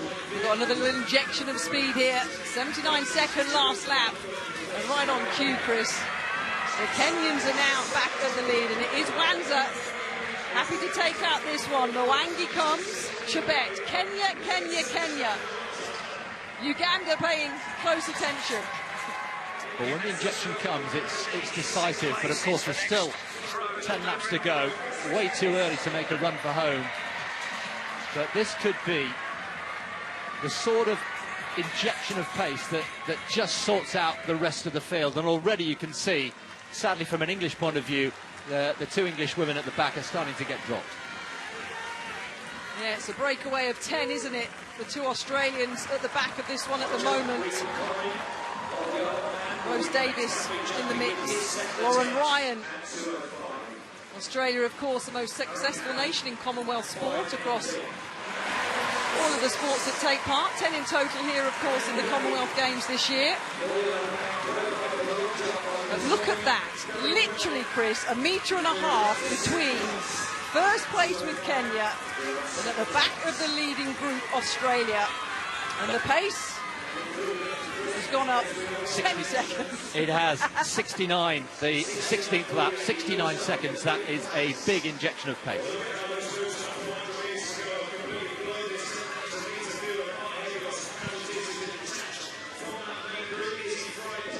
Welcome back to our 360 viewers.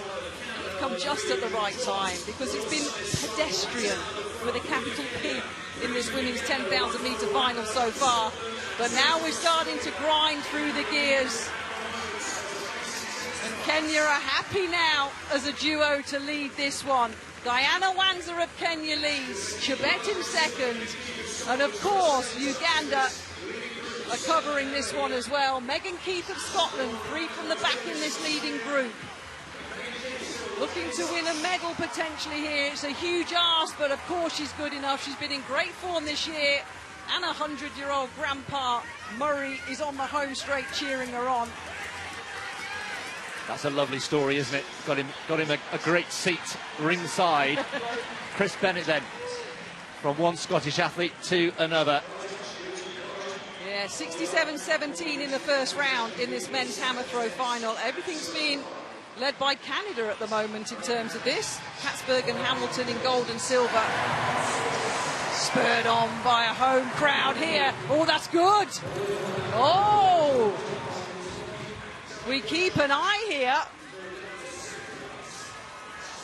Chris Bennett has launched a big one. See the line, the graphic, that's showing you his first round throw of 67 metres and 17. His lifetime best is 76 metres and 45. It's nearing the 70-metre line. 69 metres and 48. That puts him up into 5th place.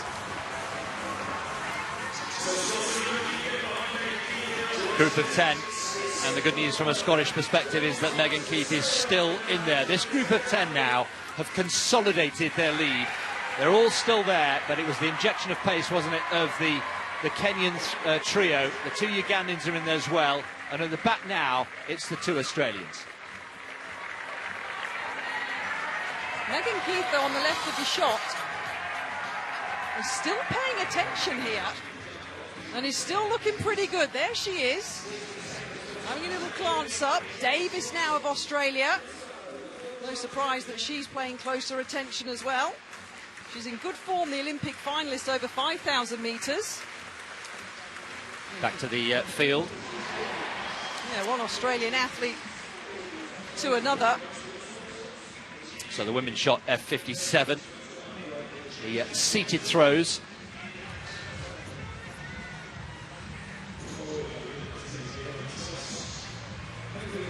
Julie Charlton will be next to go. Approaching the end of this competition.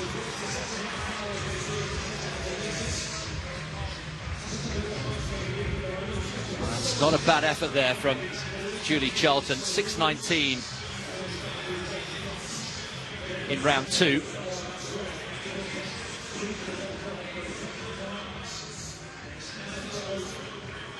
Commonwealth Games record, incidentally, 7:71, held by Sarah Mickey from England.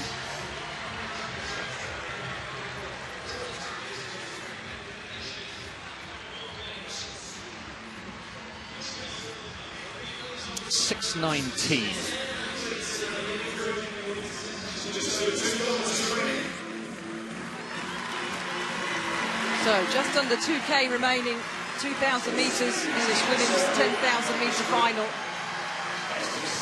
Kenya, Uganda. Really is single file now, isn't it? And Megan Keith looking to hold on at the back of this group here. Yeah, there's been a change in tail ender, if you like, and Megan Keith is just starting to work her way through and has done really well here, not panicking.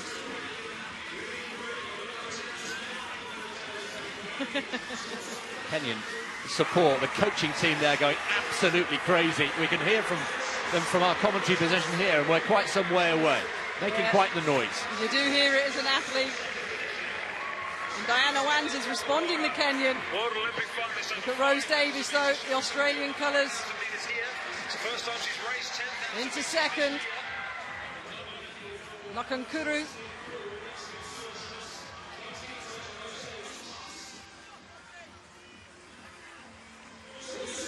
The coaches are poised to go absolutely mad again. This is a good breakaway here in this women's 10k final. The swinging arms of Diana Wanza. Well, she's put in a shift, hasn't she? She has, to be fair. Of all the athletes in this field, she is the one who's tried to make things happen, and for that alone, many people argue that she would deserve the victory here, but she hasn't shaken off Rose Davis just yet, but she has split the field. Megan Keith just coming in front of us as they have 4 to go, working so hard to keep in contention. Yeah, keeping 8th at the moment there on the right of the shot. Flying the Scotland flag. But Wanza of Kenya, a slight grimace on her face. She's gone for this one. It's so much easier to chase than lead as an athlete. And look at Davis behind her. But the old mantra, though, Kath, you will know this, if it's hurting you, you know it's hurting everybody else. You hope so. Rose Davis, though, still looking good here. That gap, we'll keep an eye on it, looks to be, at the very least, not getting any greater. It's not. And the cadence of the Australian looks pretty sprightly for me. 3 laps to go in the final of the women's 10,000 metres. When Eilish McColgan won gold in Birmingham 4 years ago, it was the fastest 7 times in Commonwealth Games history. This is a slow race. This is about the medals, and at the moment, they're sitting with Kenya and Australia. Still a battle for bronze at the moment, though, and 3 athletes in contention. Yeah, the 2 Ugandans actually in the race for that bronze medal, and just keeping an eye. This is a fascinating race with 3 laps to go, and Rose Davis, I think, is closing. She is, and significantly, she looks better. Mayon Kuru of Rwanda there in the blue. The head is tilting to the left of the Kenyan. The 27-year-old is just waiting for Rose Davis. It'd be interesting to see what Rose Davis does here. She is going to overtake Wanza. Does she go past and keep going? Press on and on. That's the golden rule here. Do not consolidate. just go past and send a message. 800 to go. She's on a roll. You pass and you keep going. Rose Davis leads the women's 10,000 metres final. Kenya now in second. The battle for the bronze continues. Chebet of Uganda, Nyankuru of Rwanda. But is there a second wind here from the Kenyan? Rose Davis now is the hunted, having been the chaser for so much of this race. Now the tables are turned, and now Wanza, what has she got left? But actually that gap is starting to grow, and Davis now will come round into the home straight for the penultimate time. Whatever Wanza had has gone. It lasted about 15 metres down the back straight. She tried. But Rose Davis of Australia, born in New South Wales, only first started running at the age of 12. By 14, she was the best in Australia. And now she is one lap away from Commonwealth Games glory. Rose Davis leads on the final lap of the women's 10,000 metres. Diana Wanza of Kenya currently sits in the silver medal position.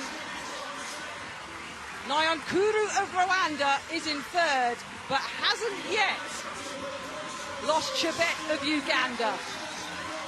Davis down the back straight. 2 years ago was 12th in the Olympic final over 5,000 metres. And there's some running in her legs here. Such was the slow pace at the start of this women's 10,000 metre final. But 24 and a half laps later, Australia on the verge of their first gold medal in athletics here at the Commonwealth Games. Our Australian commentators to our left are going absolutely bonkers.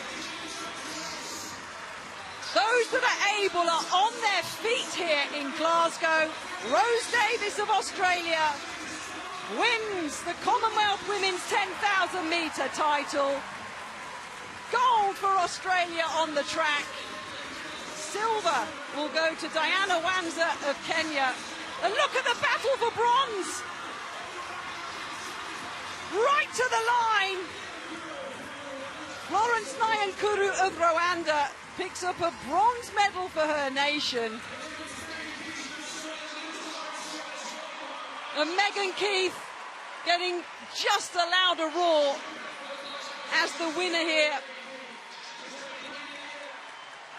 Here she is, representing Scotland on the Commonwealth stage on her Team Scotland debut. 9th place finish for the Scottish star, but it's hugs all round for Australia. It was brilliant. Rose Davis timed it to perfection, total control. Times don't matter. It's gold medals that people remember. Yes, it is, and it's Australia's first ever gold medal in this event, going way back to 1986 when Liz Lynch, who became Liz McColgan, Ailish's mum, of course, who's an absolute legend in these parts, won in Edinburgh, just down the road, and then backed it up in 1990. But since then, until Ailish won 4 years ago, it's been East Africa all the way. So Australia win for the first time in this event, and that was brilliant, quite sensational from Rose Davis, who bided her time, didn't panic. You mentioned her cadence, absolutely right. Even when Wanza was, 30-40 metres ahead, there was no panic. She probably backed herself, and slowly but surely she eroded that lead and then turned it into a race-winning advantage. Wonderful performance. And in the end, Kath, 2/3 of pretty much pedestrian jogging, and then it all ignited and came to life. Yeah, it registered as a season's best for the Australian because she hadn't ran a 10,000 metres until this final. Kenya delighted. The last 10 Commonwealth Games, well, 5 times it's been won by Kenya, once by Uganda and 4 times by Scotland. But tonight here in Glasgow, the Commonwealth title for the women's 10,000 metres goes down under to Australia.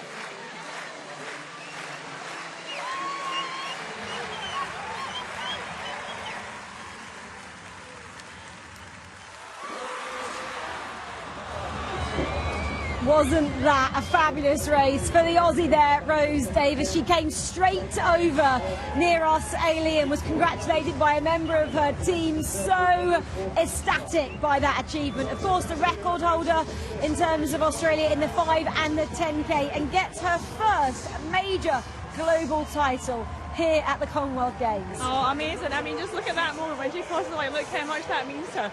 I mean, that is a long 25 laps. And the way it was run, you know, the moves, she just nailed that race. And what a brilliant finish. I mean, I don't know about you, but I'm absolutely exhausted after just watching that.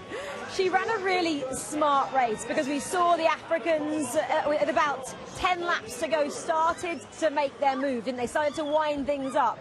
And both the Aussies at that point, but Rose in particular, she just stayed in there and went with that move. Yeah, and that's what you always got to be cautious of, is, you know, when it is a slow burner at the start, you know, you need to be in contention for when those moves are made. You need to be able to react to them. And, you know, they did that. Actually, both the Australians did that, but then she was able just to, when the next move went again, Rose was able to go with them. And then, you know, even when the Kenyan athlete had sort of broken away, she was just plugging away.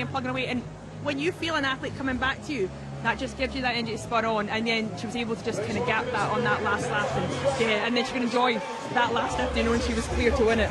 It's all about patience, isn't it, in a race like the women's 10,000 metres there, because when you see likes of Diana Wanza had about a 20-metre lead at one point, but you know, with 4.5 laps to go when she made that move, that was a long run from home, wasn't it? Yeah, and that's a hard way to do it. I think that's it, you know.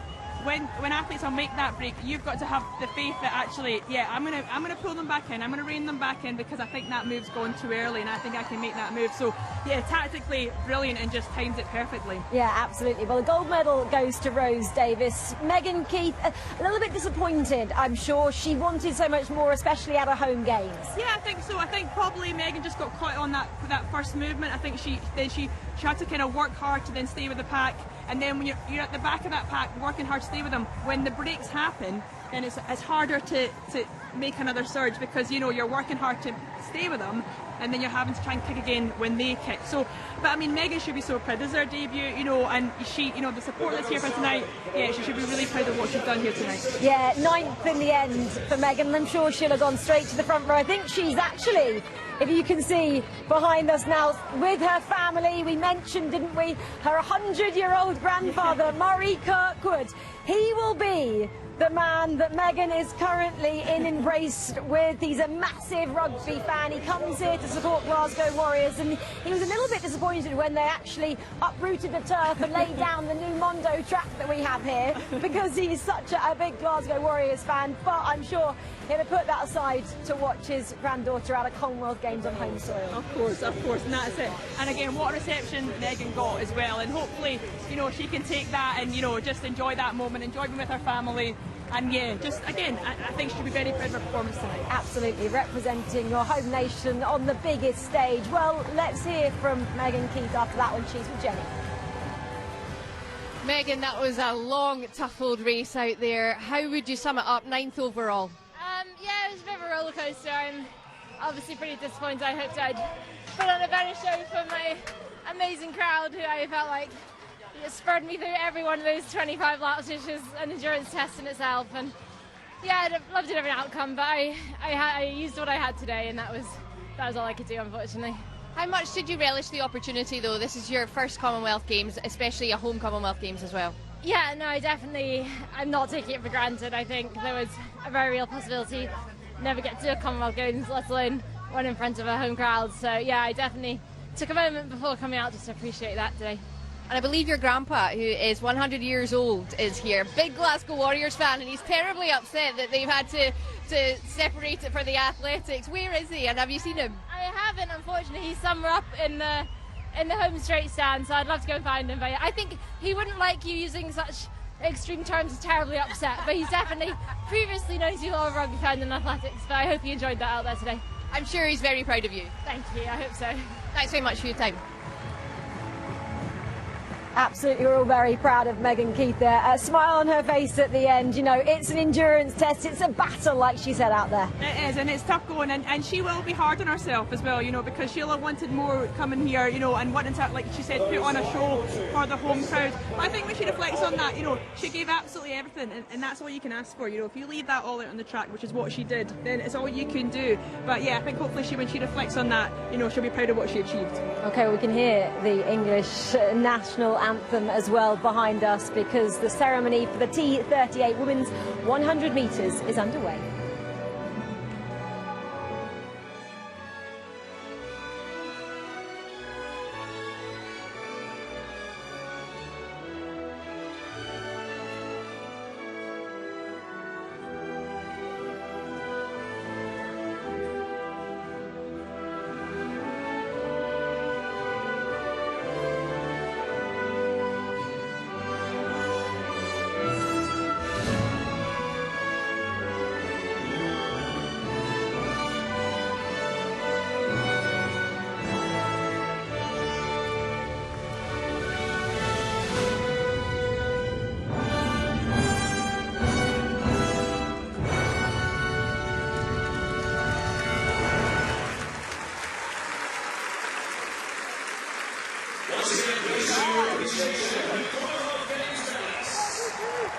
Well, let's jump back down to the track then, because we have a Commonwealth champion, Rose Davis. Congratulations. I mean, what a fabulous race. We were kind of watching that unfold, and it looked like the Africans, with about 10 laps to go, started to put a surge in there, and you matched that perfectly, held on to the back of it. Just tell me, before we get into your emotions, how it was unfolding in your head. Yeah, it was a funny race. There was a lot of surges. It was very slow, then it was fast, and I was just trying to stay calm and, you know, just run an even race, try not to make any silly moves, and yeah, be there for the finish. I wasn't expecting to, you know, lead the last 600, but I made a decision to go past, and yeah, I'm so happy I did, and yeah, I backed myself in. Yeah, I'm stoked. And when she made that break, when did you think, actually, she's coming back to me, I think I could win this? I don't know, it was probably like maybe 3 laps to go. I was closing on her, and yeah, I felt really strong, and I had really good momentum, so yeah, I just kept going. But I mean, it was tough in that last lap. I was worried that they were going to come back. Did you enjoy that last bit? Because you knew you were ahead. Did you enjoy that sort of last 10 metres celebrating? Yeah, the last 10 metres, I had no idea, honestly. And I saw with 100 to go that I did have a little bit of a gap, but no, you never know what can happen. So I was going as hard as I could, but yeah, the last 10 metres, I felt pretty safe. Amazing. Rose, congratulations. You are the Commonwealth champion. Enjoy this moment. Thanks very much. Awesome, it's so great being trackside here. We can just grab these athletes when they come around from their victory lap, and it's great just to get the emotions. Still maybe hasn't processed what she's done tonight. I know, that's it. You know, you're just caught up in the moment. You're looking for family, you're looking to celebrate, but yeah, and then, you know, you can, you know, I always think, you know, you're asking to analyse a race, you know, straight after it's so hard, the emotions are going, but actually she was able to really explain that quite nicely there and sort of say, you know, but, and a lot more sort of confident and, you know, her ability, because she was like, saw an opportunity, I took it, and amazing. Oh, it's absolutely great, isn't it, to see it when athletes achieve their dreams, and the fact that we get to speak to them straight away. Okay, well, the next event on track is the men's 3,000 metre steeplechase final. So let's go back to our commentators, Chris and Martin, who'll call this one for you. Rachel, thanks very much indeed. And the athletes are out on the track for this men's 3,000 metre steeplechase. And Geordie Beamish, the world champion from Tokyo last year. What a story he is. We'll tell you the story as the race unfolds. Leonard Bett, former world and African youth champion, the Kenyan number 3. Christian Imroth from England gets a huge roar from the crowd. The British champion, won in 8:18, the top 10 Briton of all time. Jean-Simon Degagné from Kenya is also here. Edmund Serem, who won world bronze in Tokyo last year. Aaron Aal, the second Canadian number 3 from Calgary. And Simon Koech. Only 15 men in history have gone under the magic 8-minute mark, and Simon Koech is the latest of those. And Mark Pearce completing the lineup on the inside. Geordie Beamish then from New Zealand. On your mark. This an event dominated by Kenya. They've won the last 9 editions, stretching back to 1986.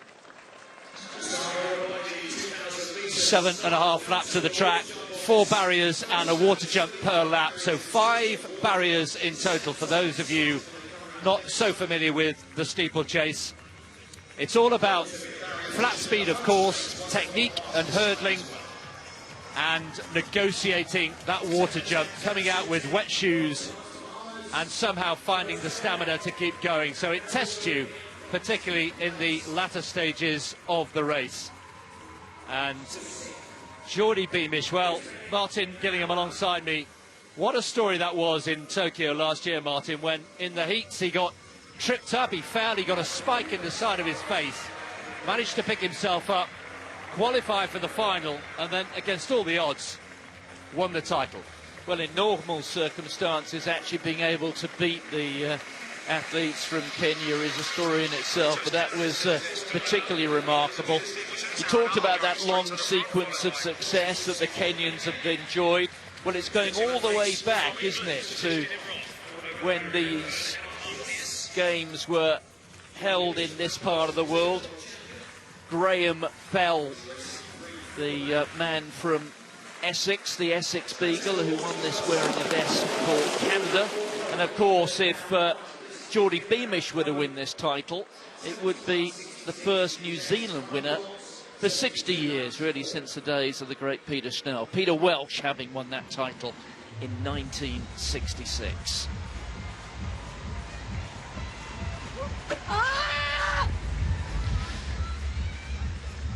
Well, that put going just over 7 metres. That's the athlete from India, currently leading here with a third round effort of 7 metres 26.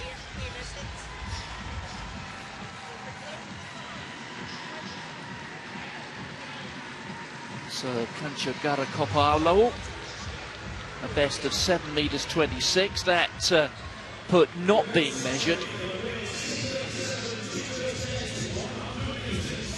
That's looking back on that leading effort, 7 metres 26. So at the moment, India on the way to gold in this event.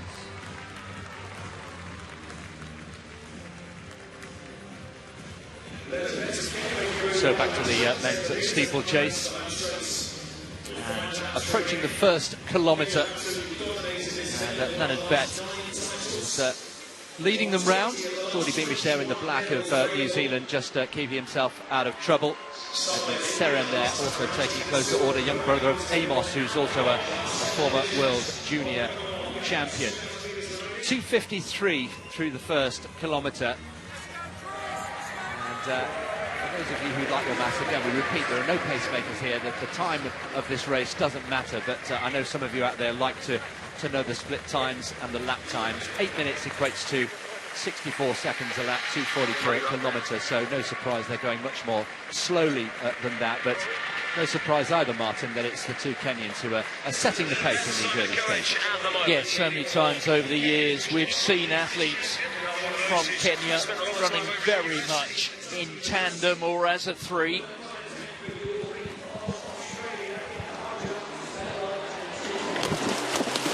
So Bet from Coech, from Deganye, and Christian Imroff from England, the British champion, tucked in third place there, looking pretty comfortable.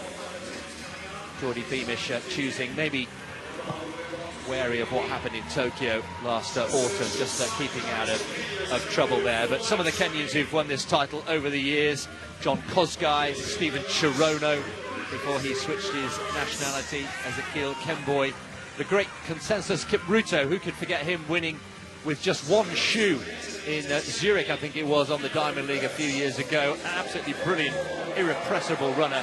And then more recently, Ibrahim Kibiwot, who won in Birmingham 4 years ago. A chance for Simon Coech, I mentioned, the Kenyan champion, to keep that run going. And he is, at the moment, leading the way. So Imroth and Pearce, at the moment, finding it hard to live with this pace. And Coech is now starting to stretch them away.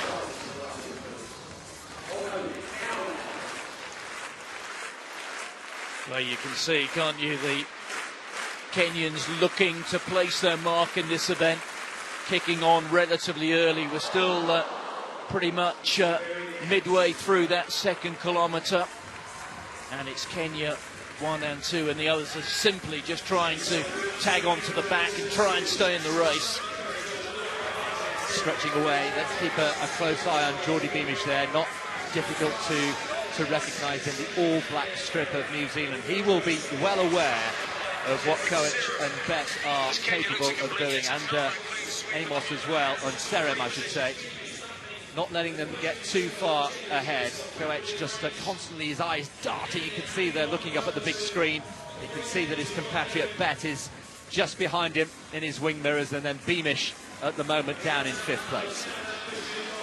Well, you've got to be honest here and say that the challenge of Geordie Beamish really is looking as if it's faltering. Leonard Bet just for a moment, bit of a stumble in that water jump, and Beamish now is what, 15-20 metres behind the leaders.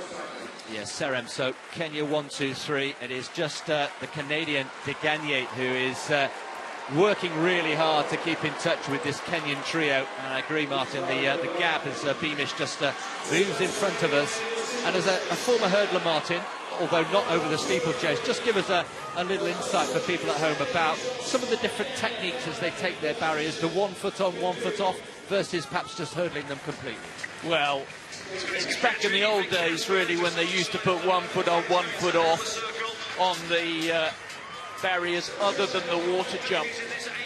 But look at this, very much the classic hurdling technique. Bear in mind that these are 3 foot high, so they are the same barriers, for instance, as 400-metre hurdles. Obviously, these ones don't tip over in quite the same way that the hurdles do. And it tends to be 1 foot on, 1 foot off at the water jump, so you get to the far end of the water, which is shallower than it is immediately over the barrier. It's the Kenya show coming into the home straight, and they will hear the bell. This has been exhibition stuff. I think we can say the medals are going to Kenya. What we don't know is who will be on which step of the podium as they take the bell. Koech leading from Serem, from Bet. De Gagne trying desperately to close that gap, but he won't do it, and Geordie Beamish now in a race for 4th place, but the medalists you would assume are away. Koech is the Kenyan champion, leading from Serem, from Bet. Bet, the more experienced of the three. Down the back straight. Now the battle is on. Serem, the younger man. Koech takes the penultimate barrier really nicely. Just over 200 to go. Now then, it is Bet. Serem who's taken the lead now. Serem from Koech and Bet. Bet, though, may come again. There's the last water jump. Both of them have taken it nicely. I think we go down to 2. Serem from Koech. Teammates, compatriots, into the home straight, over the last barrier. Serem, has he got it? Yes, he has. A little stumble, a little look over the shoulder, another look over the shoulder, but he's got it done. And Serem takes the title from Koech, from Bet. It's a Kenyan 1, 2, 3.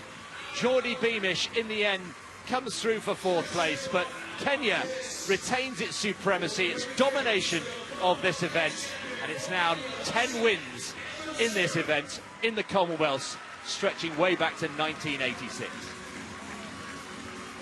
Yep, Graham Fell remains the last non-Kenyan to have won it, having won there at the old Meadowbank Stadium in 1986.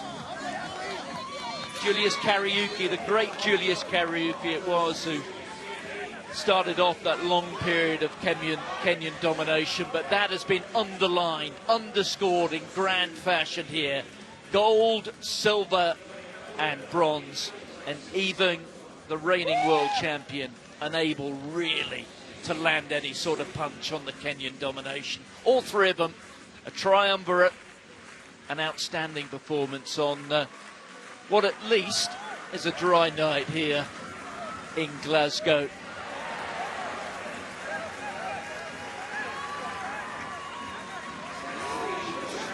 So confirmation, Edmund Serem, one world bronze medalist from Tokyo, only 18 years old, the younger brother of Amos, taking the gold medal. Koech, the Kenyan #1, who won so brilliantly actually in Monaco just a couple of weeks ago. That is quite a win there for Serem.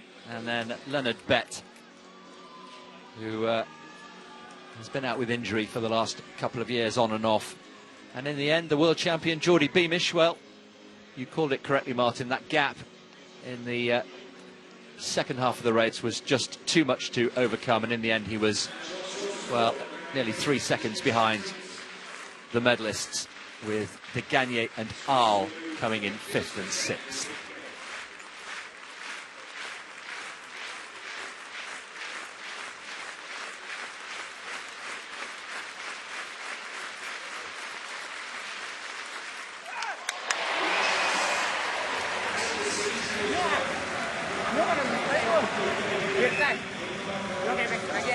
Now the celebrations can start. I'm sure they'll be watching on televisions up in Iten and Eldoret and all the other iconic places in the Great Rift Valley. There's just a confirmation then.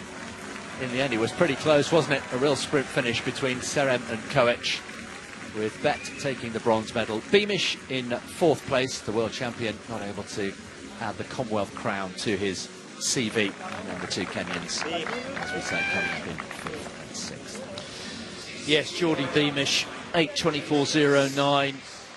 Well down on his best performance. Yusuf Kasides stepping into the circle. This in the 5th round of this hammer final. Kasides at the moment lying in 2nd place, well behind the dominant force in this event, Ethan Katzberg. Oh, that's beyond 75. Well, that's his best throw of the night, no doubt about that. He is progressively getting better. And Katzberg out there with 80 metres 97. That is opening throw. Well, not quite in touching distance yet, Kasides, but he is edging that little bit closer. And that has gone out to 76 metres 97. So Cyprus well on their way to a silver medal.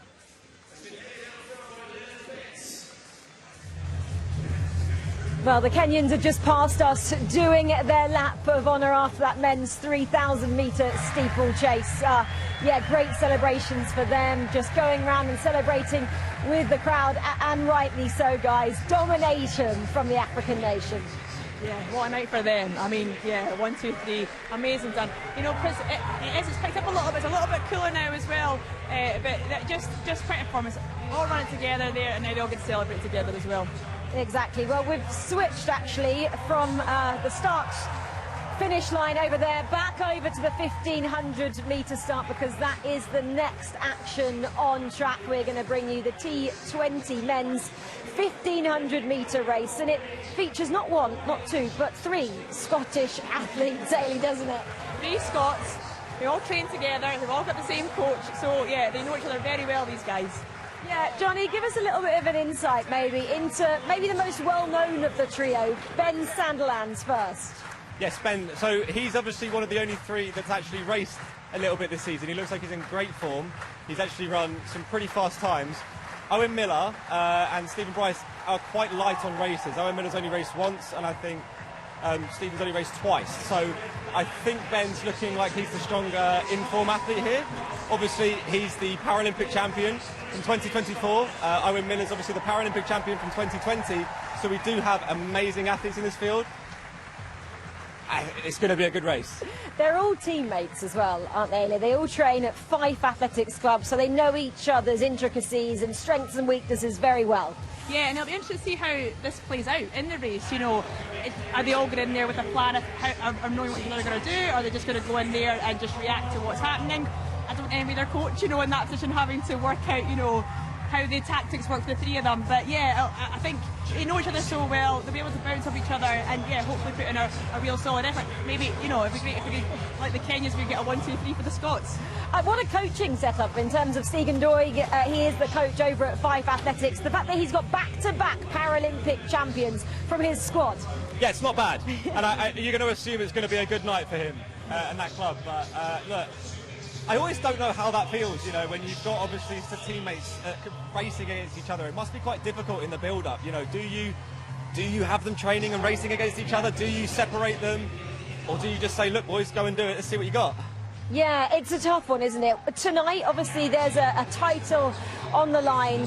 You know, training partners, it will completely be put under the carpet, right? They're going for gold, each of them. Yeah, and this will be kind of where it's interesting. Like Johnny said, you know, some of them haven't raced as much. You know, Ben's the one that we're sort of looking at thinking, well, he's been, you know, consistent this season, so we're kind of expecting him maybe to be the favourite. But again, like you say, they all train together, so they know kind of what's going on and what shape they're in. So again, that'll play out, and maybe, you know, how we'll see that and how the tactics are involved tonight.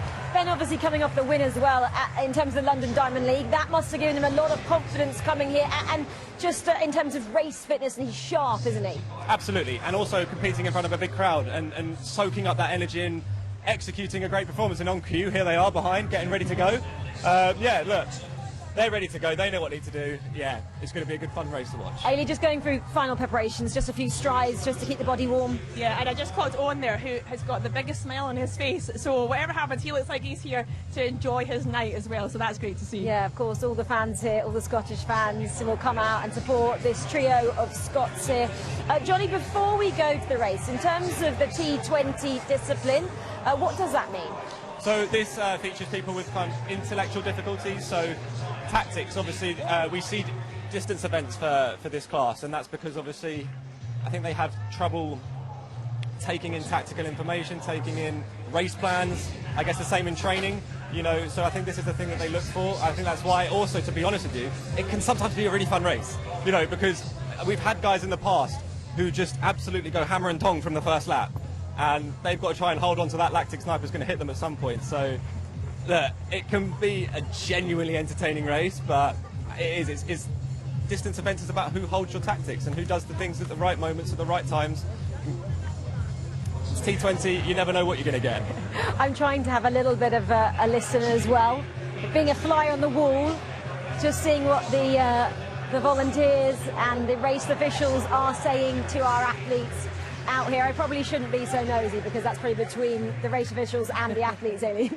No, it's just, I'm just quite interested to see the three of them, because you do wonder, like, it must be quite nice actually when you're going through your warm-up, when you're in the call-up room, to actually have your teammates with you, you know, and have that sort of, yeah, just support in there with you, whether or not these guys see it that way, whether they just kind of stick to themselves. But I think just, you know, looking at them there, all being together, I think that's quite nice.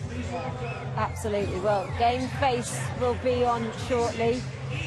Just getting told exactly what to do at the beginning of this final here. Well, this though is Ethan Katzberg. He's the Olympic champion, he's the world champion. The Canadian stands at 6 feet 7 inches. He's an absolute giant of a human being, an absolute giant of a hammer thrower. This is his last throw. What can he do? He's already got the game's record. Can he throw even further?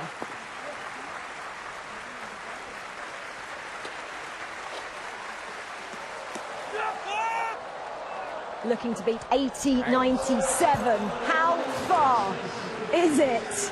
Oh, it's close. Yeah. It just stays in the air forever. Thank you so much to the fans. He had everybody there in the palm of his hands watching to see if he could further it. It is gold. 80 metres and 97, a Commonwealth Games record there from the Canadian. He's such a special, special athlete. Everything he touches turns to gold. I always think that must be so nice when you can step into the circle on your last throw knowing you've done it, you know, and then you can just let that last one go. Whatever happens, happens. But yeah, it must be such a nice feeling to know, I've got the gold, I've got the game's record, let's just go for that last one. There's such strength in depth, isn't there, in Canadian throwers at the moment as well. It's not just Ethan Katzberg, is it? Cameron Rogers as well. Yeah, I mean, we're kind of known as being such a strong nation in the throws, but again, it's about still being able to, with those two of them together as well, it's about being able to come out and deliver though when it matters, having that expectation, having that pressure, but still actually being able to come here and do it. Okay, well, Ethan Katzberg is the champion. Let's just go back and relive the game's record throw, the 80 metres and 97. This was his first attempt. He came out and knew exactly what he wanted to do and throw big from the outset. It It's so impressive, isn't it? The speeds they rotate at, and then the accuracy in which they're able to just unleash that hammer. I mean, it's like poetry in motion when you see that spinning. And, you know, when you slow it down there, you really see all those positions that they're in. It's like, you know.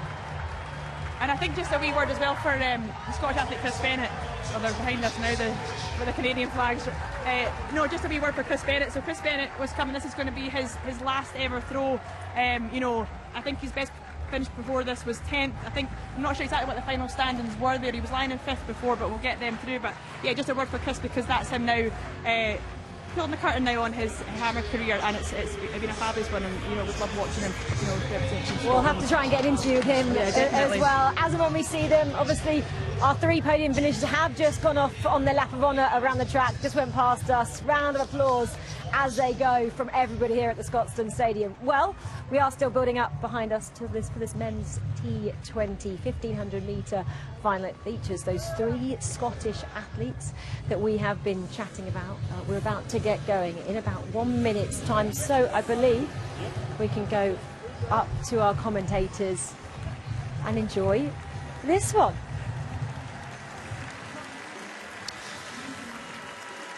Duncan Scott, Faye Rogers and Harrod Evans in the pool. Reuben Ward on the gymnastics pool. They, the 4 Scotland gold medalists at these Commonwealth Games so far. Can one of this powerful triumvirate, led by Ben Sandilands, the Paralympic champion, can they make it 5 golds for Scotland at their very own Commonwealth Games? Archie Hewitt there of Australia. He's already run 4:07.94 this year, that back at home in Melbourne. Well, there is Ben Sandilands. He really was utterly dominant in the Paralympic final. Ran a brilliantly measured race, hit the front on the final lap and simply ran away from the field. Owen Miller. He's one of his training partners. Steve Doig will be watching from his position in the stadium. Nervous moments for him inevitably. Michael Barber of Canada. He's a 3:54 athlete at his best. Daniel Maloney of Australia. So Australia with 2 finalists here. And representing England, Kieran O'Hara.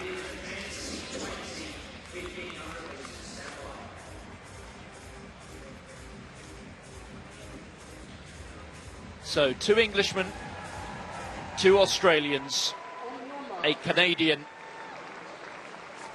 and 3 Scots. 3 3/4 laps of the track. This the men's 1500 metres for the T20 classification. That's for athletes with an intellectual impairment which impacts on their sporting performance. And immediately, it's one of the Scots who goes straight to the front. They're looking to dominate. Well, this would be quite the story, wouldn't it, if Scotland could get all 3 medalists home. And as you mentioned Steve Doig, who will be watching on nervously. What a proud moment for him, but what an opportunity for Ben Sandilands, whose great-grandfather represented Scotland in 1910 over at the Ibrox Stadium. Proud moment for the whole family. Bit of a push in the back there for Stephen Bryce, who finds himself at the front. You can see Sandilands doing pretty much what he did in that Paralympic final in Paris, hugging the curb. You can barely get a cigarette paper between the inside of his left spike and that curb. And once again, Sandilands just giving his teammate, his training partner, a bit of a prod in the back. Maloney moving strongly up alongside Bryce. So it is Bryce who leads. Maloney there in second place. Sandilands the outstanding favourite. The world record holder. The Paralympic champion in third on the curb. Well, Sandilands is too experienced to allow himself to get boxed in, but he's got to be careful here because Maloney in second place there has got himself into a great position. Barber, the Canadian, also there. A bit of a gap potentially opening it on the inside for Sandilands. Well, Sandilands, once again, that's not the first time, it's not even the second that he's given a little push in the back to his teammate Stephen Bryce, and it's Bryce who's kicking on. Sandilands just running there with sharp elbows. It's now Michael Barber, the Canadian, there in third place. The second of the Australians, Archie Hewitt, is now in fourth. This time it's with 600 metres to go, and it's still Bryce out in front. Barber running wide there in second place. Sandilands, as he did in the Paralympic final, barely moving a muscle, right there on the curve. Great economy of effort for Sandilands, using all that experience. So Scotland 1 and 3. It's a Canadian sandwich at the moment, and a little bit of a gap opening up to Owen Miller in fourth. Well, you can see Bryce just moving wide off the curb, and I don't know if that's rehearsed, but it allows Ben Sandilands to come straight through on the inside. This time they hear the bell. 3 men abreast, and look there at Bryce trying to get himself back in the race. And it's now the Canadian who's been sandwiched out. But it's Ben Sandilands, the Paralympic champion, and now he starts to go through the gears inside the last 300 metres. And from this position, he's absolutely devastating. He's picked up the cadence, and he's now moving 6, 7, 8, 9 metres clear of the field. Bryce is there in second place. Barber in third, just moving past the Scot. So it isn't going to be a Scottish 1, 2, 3. But I can tell you now, it is going to be a 5th Scottish gold medal at these Glasgow Commonwealth Games. Sandilands looks over his shoulder, and they are miles behind the dominant force in Paralympic sport at the metric mile. And now Ben Sandilands is the Commonwealth champion. Barber comes through for silver. Bryce is bronze. 2 medals for Scotland. What a race. What a performance from Sandilands, using all his nous, his racecraft and his experience. We'd love to see how many times he put out an outstretched hand to just fend off his compatriot Stephen Bryce, who came home for the bronze medal, but he stuck to that inside line, didn't he, Martin, like a limpet throughout the whole race, ran the shortest line. And when the gap opened up, and we will never know, or maybe we should ask afterwards, was that rehearsed? Was the gap opening up on the inside rehearsed? Stephen Bryce moved wide, and Ben Sandilands said, thank you very much, I'll have some of that. And the rest, well, he was never going to be beaten from there. It is a slightly peculiar thing, but athletes, particularly when they come into the home straight, normally happens right at the end of a race. Athletes who occupy the curb through fatigue tend to wander off it. I must say, having looked at that, and particularly the way that Bryce responded soon after, it did look like a rehearsed move. Sandilands, hugging the curb, was able to stay there and just ease into the lead, but frankly he didn't need it. His kick was devastating. It was almost Sebastian Coe-esque the way he wound things up down the back straight before increasing the cadence and sprinting clear, as he did in Paris at the Paralympic Games 2 years ago. Fine silver for Canada, bronze for Scotland. They've increased their medal count. This their first gold on the track at these Commonwealth Games. But now, having collected 9 medals in the opening few days of these games, they've got into double figures. A 5th gold, and now a 2nd bronze.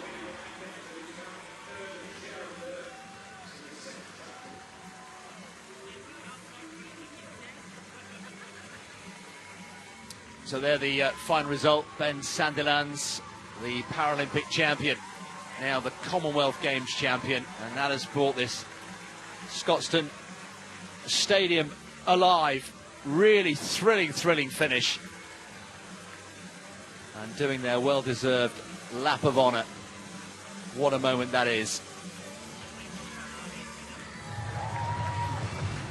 What a moment for the two Scots there, just embracing each other and and their friends and families. Ben Sandilands, what a performance, dipping under the 4-minute mark as well with a season's best. 3:57 there. What a performance. Oh, amazing. And just, like, you know, again, making those moves at the right time. And then when he made that move at the end there, you know, it was nobody else but him. He just hung on there and he just finished so strong. And a great celebration. They even got a wee high five as they both went past. I saw that. It's a big kick, isn't it, from the 300-metre mark to go. But he knew what he had to do and he was so strong. Yeah, he was. And that was it. He knew exactly, I think, when he was going to make that move. You know, because even it got a little bit messy coming into that last lap, you know, just a little bit argy-bargy, but yeah, he was confident, I think, into that back straight there and then just made that move at the right time. Yeah, season's best as well. You can't ask for more than that, can you? Paralympic champion, now Commonwealth champion and world record holder as well. Amazing, and then now this kid will get to your Flower of Scotland, I think will be incredible. A word from Stephen Bryce as well, brilliant bronze for him. Yeah, and I think probably Ben has a lot bit to thank him there because he was really kind of fighting with the Canadian there. I don't think the Canadian would have caught Ben, but I think, you know, just allowed that little bit more of a gap there as well, but a fantastic bronze for him as well. Yeah, we saw them here just behind us when it was 300 metres to go. Very much the Canadian and the Scot there battling, weren't they? Yeah. Maybe using a bit too much energy with that battle with about 300 to go. Yeah, that's it. You know, you're just always kind of battling and then you're in and out of pace as well, which is you lose that little bit of motivation and you're almost working too hard to sort of pick that back up. But again, still, nothing takes nothing away from that. A fantastic bronze. This is what is so brilliant about athletics, the fact that you have the T20 1500 metre guys on their lap of honour, then the men's hammer thrower, Ethan Katzberg, he's on his lap of honour at the same time, and they're all amongst it together, and that is what is making the Commonwealth so special, the fact that we have the para and the athletics guys all working together. Yeah, and it's amazing, and you know, everybody says that this is why it is such a great championships. It is, you know, it is the friendly game, but that, you know, it's amazing, you know. We always saw the ceremony with the girls earlier as well in the 100 metres, and I think, yeah, it just adds that special feeling to it. Yeah, exactly. I'm just having a look as well behind us because we've got Kamani Jack from England in the high jump as well. I'm looking over my shoulder. He's currently on the screen. Yeah. We know he's done 2:20 already. Yep, so I think he's about to attempt 2:25 now. Okay, 2:25. Obviously, PB, here he is 2:31. Long way off at the moment. Obviously, he's based out in America right now. He's the NCAA champion. So he's such a brilliant athlete, and he's really young as well, isn't he? 22 years of age, but really announced himself on the scene. Yeah, and he looks so comfortable there. You know, you just see that there. He's relaxing, he's chilling out. He's just, you know, he's going to go in his own time when he's ready. And yeah, I think being out there in America and the NCAA is, you know, it's a big learning curve. Tough, isn't you know, it? It is, and you know, to be able to deal with, you know, the amount they compete out there, you know, it does make or break you, and clearly it's you know, it's building him to be a champion, hopefully. Well, a long way to go still in the men's high jump final, which features one of our own. We'll bring you up to speed on exactly how he's getting on shortly, but the next event on track is another final to bring you, this time the T38 men's 100 metres final, and Johnny is over there near the start line for us. Johnny, how is it feeling over there? Are the athletes coming out yet? They have just been here. I don't know how I've managed to squeeze on and sneak onto this part, but we're not going to get kicked off. So I've been in a great position to watch them set their blocks up just now. And we're going to keep a keen eye on Thomas Young. He's the favourite for this event, competing for England. He is finally coming back into some really good form this season. I've watched him just do a little start, little 30 metres. He just soaked up some amazing atmosphere for some of his supporters, waving the flag at him. He loved it. He's gone back in. We're going to wait. They're going to come out and be introduced to the crowd in a moment. And they're just getting ready now. I imagine that he's just behind. He's gone through the call room situation. The adrenaline's starting to pump, but he needs to keep that focus now. He needs to use that crowd energy, use that support, really fill his boots up. But he needs to remain focused and execute. He knows what he can do. He knows he's the guy for this race.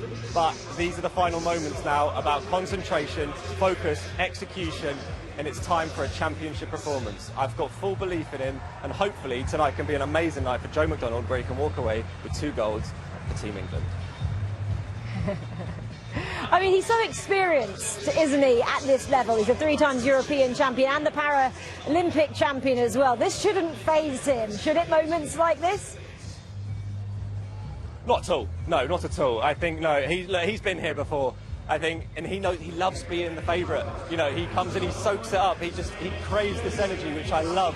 You know, and Thomas, look, I've raced against this guy many times. He's one of the most annoying guys because his top speed's phenomenal and he just holds on to you. He's another fighter, which is exactly the kind of guy you need to be at a championship. You need to be a fighter. And Thomas, he is one, and I think he's going to put on a good show for the crowd today. Here they are, they're about to come out. And I imagine we're going to see Thomas in a moment. Yeah, Johnny's got a great PB as well, hasn't he? 10.93 is his PB. He's fastest man in the field. He does, and actually he also ran a little bit quicker. I think it was a slightly windy race in Birmingham this year for the UK Championships. But he showed, along with Zach Shaw, that he's in amazing form this year. Those two have been running so often together. Here he comes, he's just stepped out now. And here he goes. This is the last final moments for him. And look at the sky, look at that. He loves the crowd. Soaking up that last little bit of atmosphere before he gets ready to flick that switch. You got this. See, he knows it. You got this. I think he knows what he's going to do. But this is about championships right now.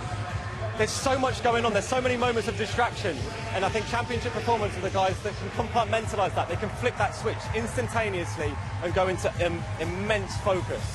And Thomas is that guy. He knows what he needs to do right now. And I think he's going to go and put on a heck of a show. Johnny, thank you so much. From one Paralympic champion to another, just kind of recognising. I know, I think that little nod, that's it, the good luck nod there. I think Johnny's given him a little bit of special power there. Indeed, he has. OK, well, this is the final. Let's hand over to your commentary team to take you through this one. Rachel, thanks very much indeed.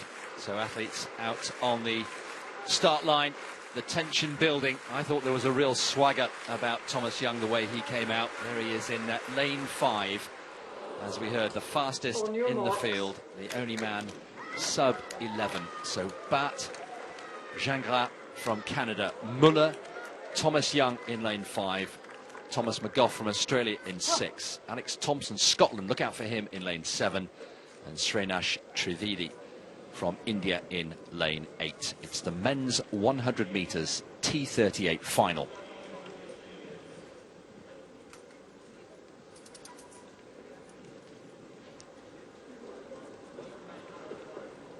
Set.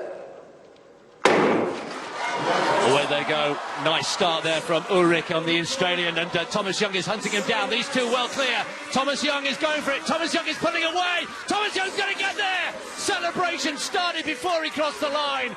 We said he was confident. He was confident, and he has done it. Thomas Young, MBE, is the Commonwealth Games champion.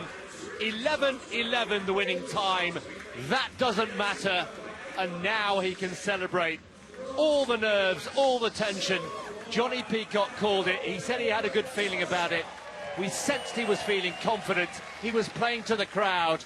But you still have to deliver. And boy, oh boy, did he deliver. Ulrich Muller coming home for the silver. And Zachary Gingras, the Canadian we just saw there celebrating, coming home for the bronze in a lifetime best 11:55.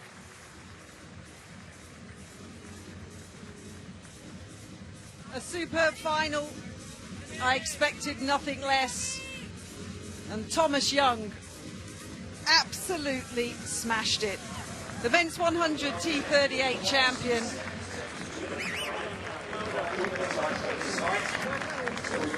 He's such a lovely young man. Grew up in the East Midlands. He was gutted to miss the Games 4 years ago in Birmingham. He fell at the end of a race just before the Games. He got a lower leg injury. And what was superb there from Thomas is that he held his form under pressure from Muller inside him. 11.11 seconds. Absolutely superb. A pretty special way to celebrate your 26th birthday. Well, it's happy birthday and many happy returns. It's also a Games record, beating the previous mark held by the man who finished third today, Zach Gingras from Canada. 11:11 is the best we've ever seen at a Commonwealth Games, and the celebration started just before he crossed the line. He knew he'd done it. That was sensational.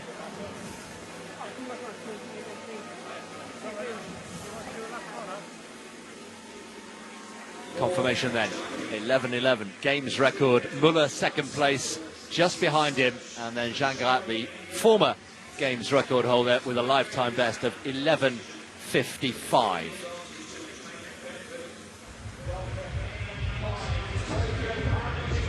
Men's high jump final continuing. This is Romain Beckford of Jamaica. Still 4 athletes battling for the Commonwealth title here. Enter the competition at 2:05.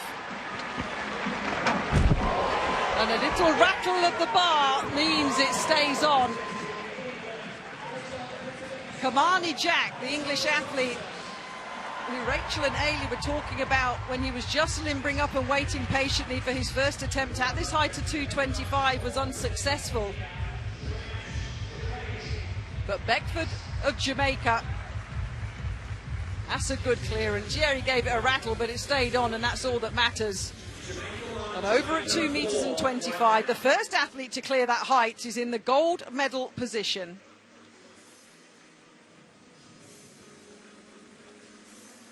Kimani Jack, incidentally, passing at his second attempt of 2:25 in that men's high jump final. He's currently in the bronze medal position for England, behind Kushare of India, who has 2 failures at that height.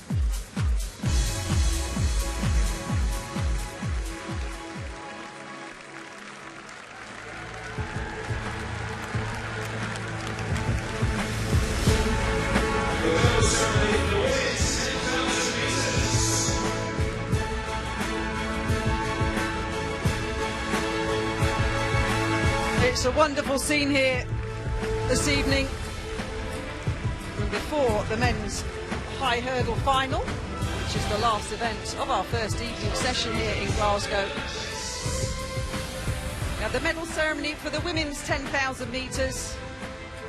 Yes, there was Scottish disappointment. The defending champion Eilish McColgan couldn't be in the shape to retain her title. But it was a fascinating race. It really was. Off the slowest of slow paces. Once it got going, it was a battle to the end.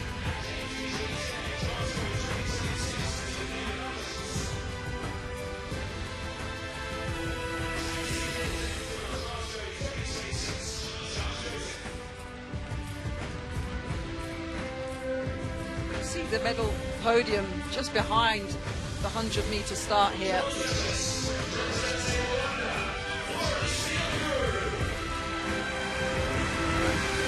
And the lights are bright for Florence Nyankuru of Rwanda.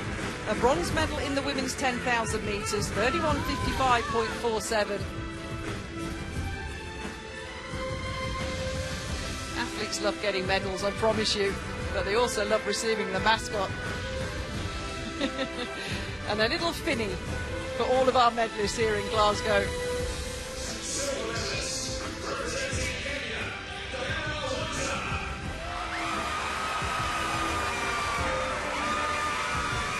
Diana Wanza of Kenya, 5 seconds ahead of Nyankuru, picks up the silver medal. Another women's 10,000 metre Commonwealth medal to the collection of the Kenyan team. Did a lot of the work around the 25 laps and rewarded with a silver medal.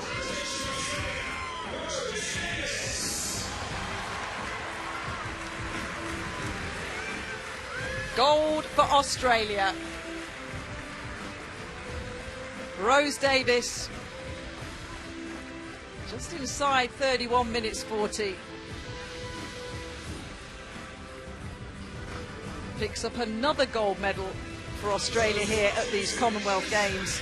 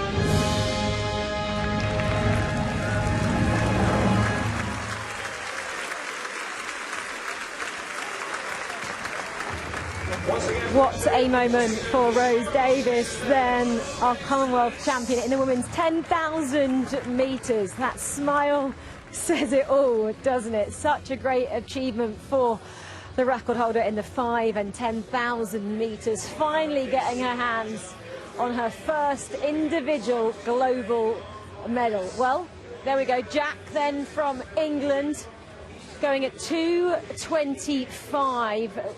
Just moved it up, I think, 2:28 over there. First attempt at 2:28. We're just watching him. Willing him there. That's where we're standing. Just by the start of the men's high jump here for Kamani Jack.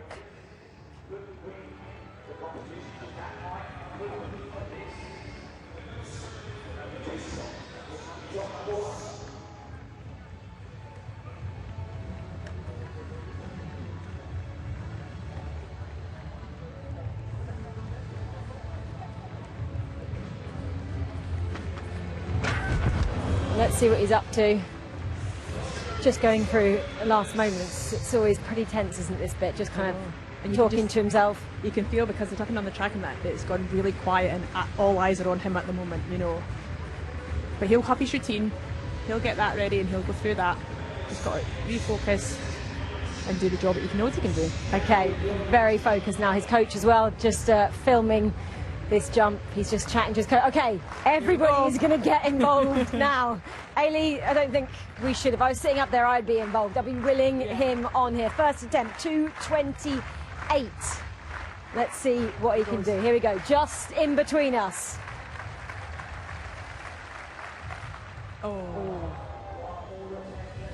One more attempt so left. he's obviously skipped that earlier height, then that's it, one more attempt for him.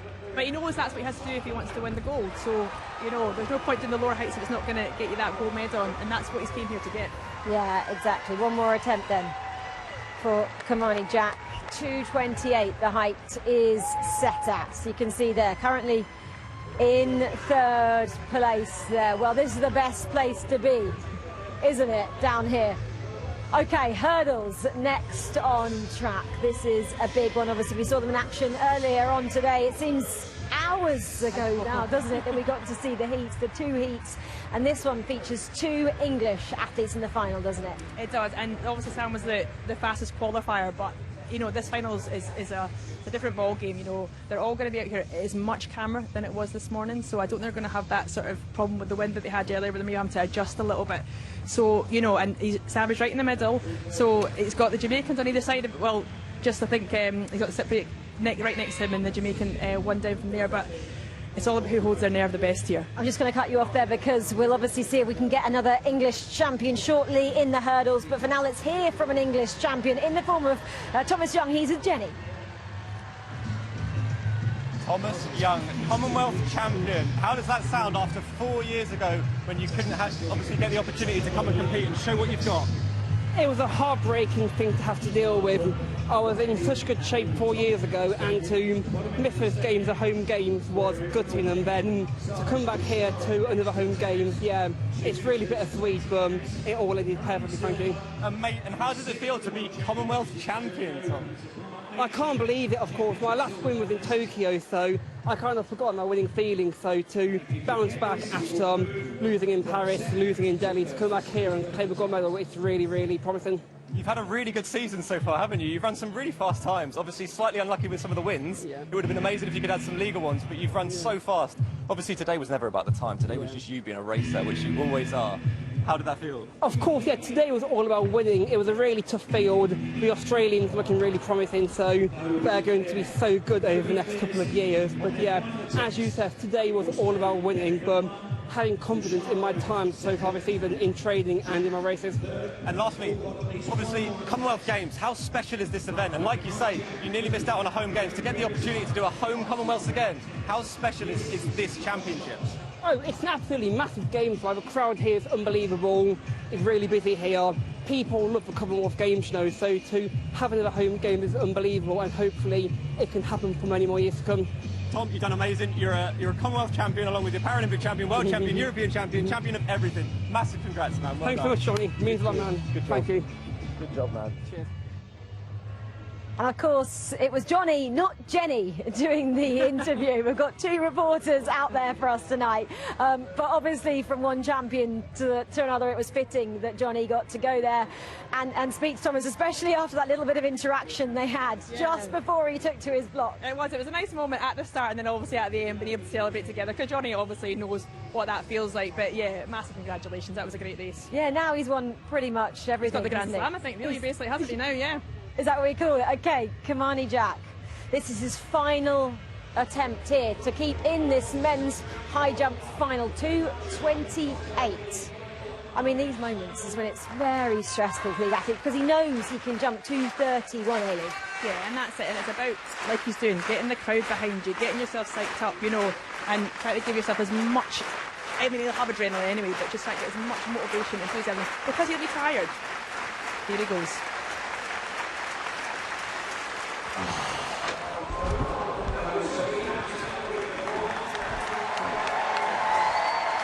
Wasn't to be for gold, but a bronze medal then for Imani Jack.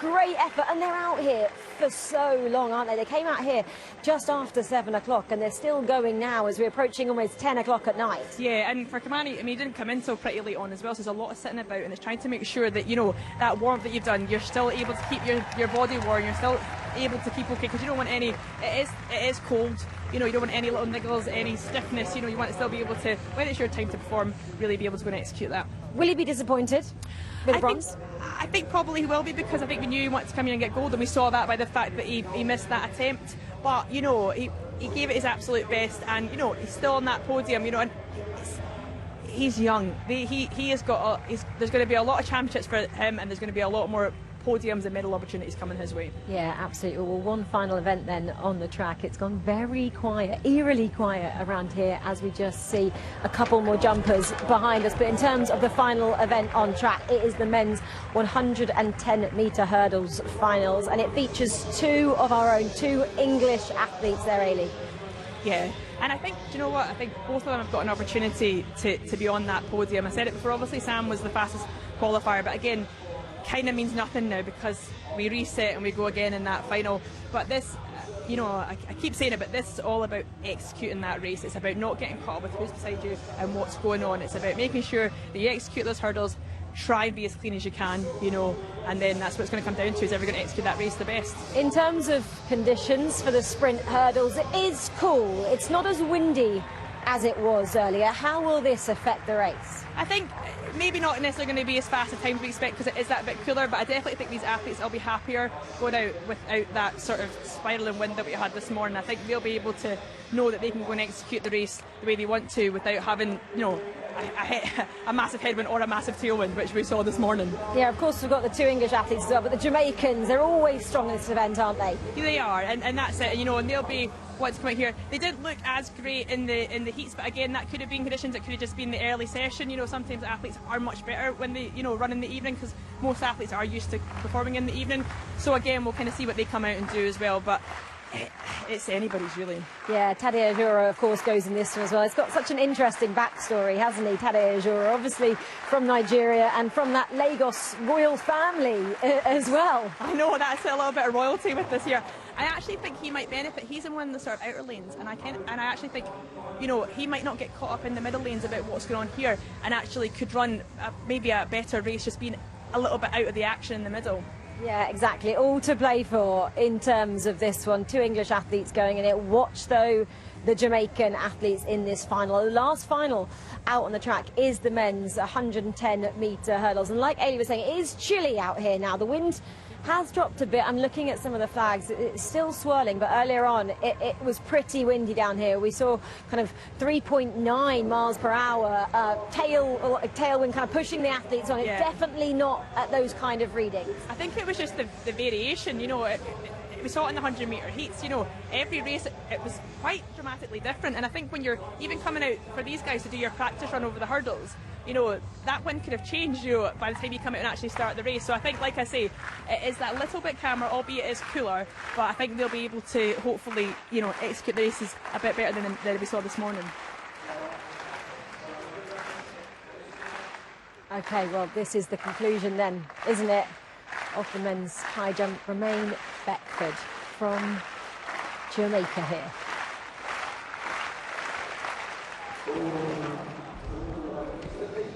That was 2:28 as well. 3 failures. Oh, nice. On that, but he is a Commonwealth champion. Does a lot of backflip. They're so talented, aren't they? Yeah, I mean, such a great event, and this is one that the fans love. I'm just looking at the stands directly opposite the high jump bed here, and they absolutely love it. They get behind all these athletes every jump of the way here. It's such a great event, isn't it? It's nice here as well because they've got this nice big stand almost to themselves here, where this crowd are really getting behind the high jumpers. And like I say, when you can kind of use the energy off the crowd, get them clapping, then it can just give you that little extra bit that you can need to get over that bar.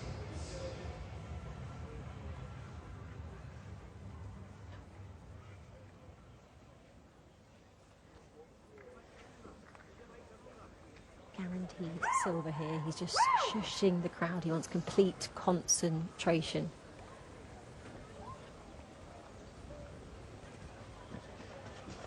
Oh, I thought he was going to do it there.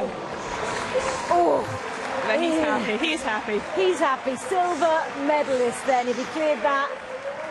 Of course, he could have taken the gold, but wasn't to be today. So Jamaica, India and England take home the medals in the high jump final here. What a night that we have been treated to in terms of the jumps. Pretty happy with that is Beckford, the Commonwealth Games champion in the men's high jump. Just puts the flag over his face. Got to have a chance for it to sink in. We might get to chat to Romain if he is to come over this way. They'll do their lap of honour and then we might try and grab them. Great moment, just celebrating their flag aloft behind you. Jamaica's first medal as well of the games. They might get another one in the hurdles. Yeah, it could be a good couple of minutes for the Jamaican team actually. You know, we see what's going to happen here. Well, there we have all 3 medalists together there. And there we go, Kamani. I get a nice cheer from that stand that have been supporting him throughout that whole high jump competition.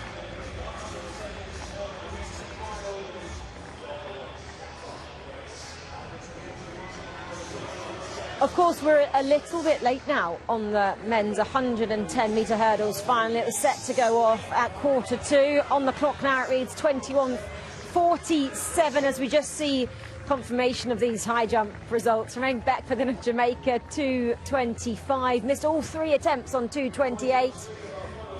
Of course, Kamani Jackman, a bronze medal.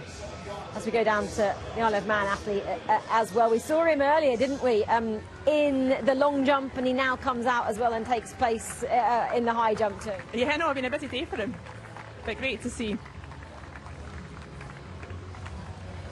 Okay. This is then our last final of the day, the men's 110-metre hurdles. Let's go and join Martin and Kath for this one. Guys, enjoy the final event. Well, it's been a good night in the sprints on the flat for England. Thomas Young, the most recent champion there, also a birthday boy, Kat. It was. There's worse ways to spend your birthday than winning a gold medal, right? But we've got one more set to hand out, Martin. And who knows, it could be a golden climax for Jamaica, having won gold in that high jump. Romain Beckford winning that. England, though, well represented in the sprint hurdles final. Tade Ojora, man who these days based on the west coast of the United States, coached by a certain Joanna Hayes, who won the Women's Olympic sprint hurdles title 22 years ago. The Mario Prince we've just seen, fastest man in this field. Sam Bennett, though, he was the fastest this morning. Heat winner, 13.20.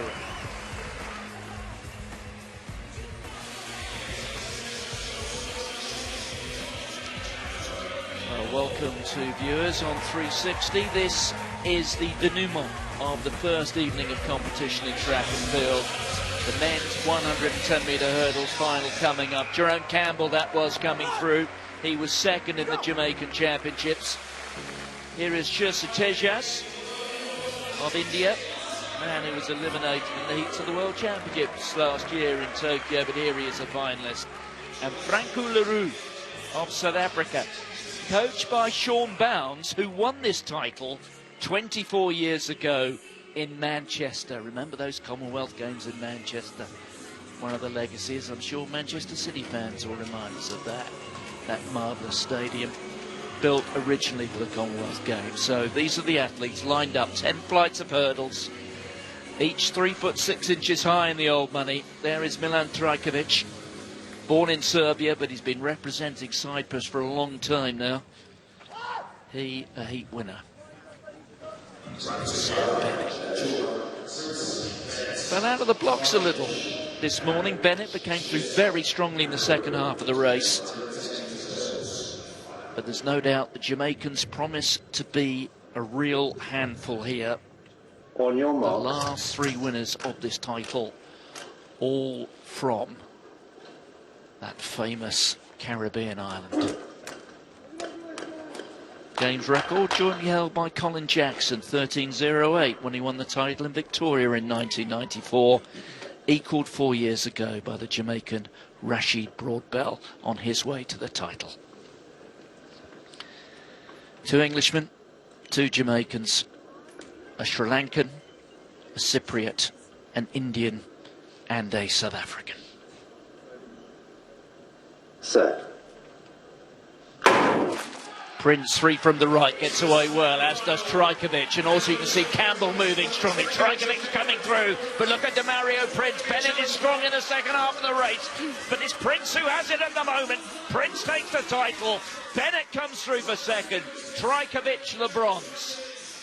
Another Jamaican winner, a second Jamaican gold in the space of 5 minutes.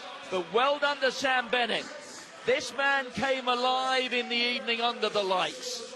He was nothing like the performer this morning that he was in this final, but that's what the great champions do. And Sam Bennett of England has every reason to be very proud of himself. What a brilliant final to end our first evening session. Demario Prince of Jamaica, the 21-year-old, getting just ahead of England's Sam Bennett, who's rewarded with a lifetime best for silver at 13.30 seconds, just ahead of the experienced Cypriot Milan Trajkovic. Well done, Sam Bennett. He's had an absolutely outstanding year. The British champion and now a Commonwealth medalist. And look at the time here. It's 10 to 10 at night, and 13.17 seconds to win the Commonwealth title is pretty good running. And it's this time in the evening here. Superb. Jamaica, England leading the way in the men's high hurdles. And Cyprus picking up the bronze. Black, green and gold on the top spot again. Just 9/100ths of a second outside the championship record.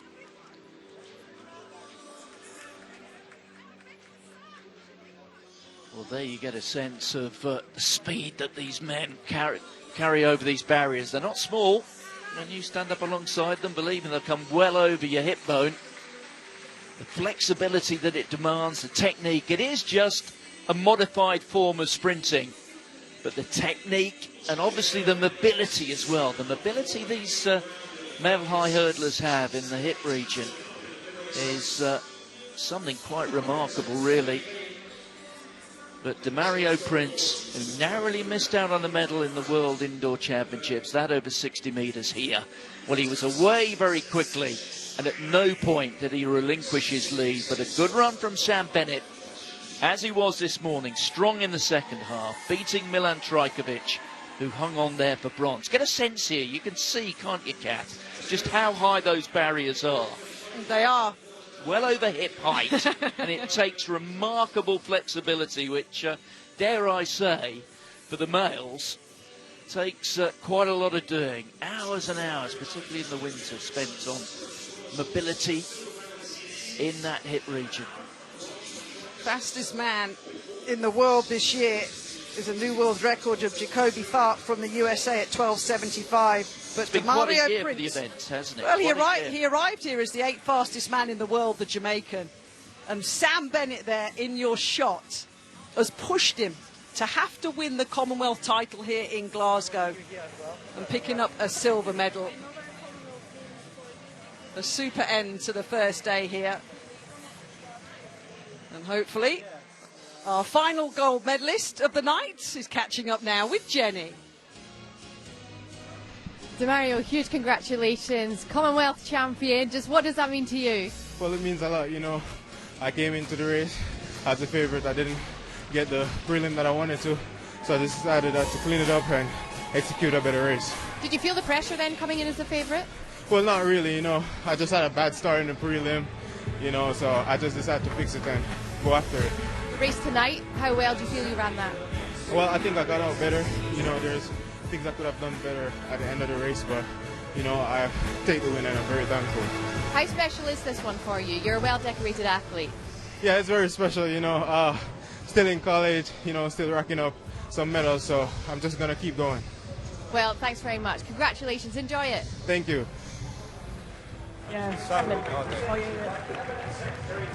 Yeah, what a night we have had here. You can see, look behind us, a moment between the two English athletes there, Sam and Kamani. I mean, it's just great. We've got a silver and a bronze medalist there in the men's 110-metre hurdles and the high jump. Amazing scenes. They might come and have a quick chat with us. I'm hoping one of them will.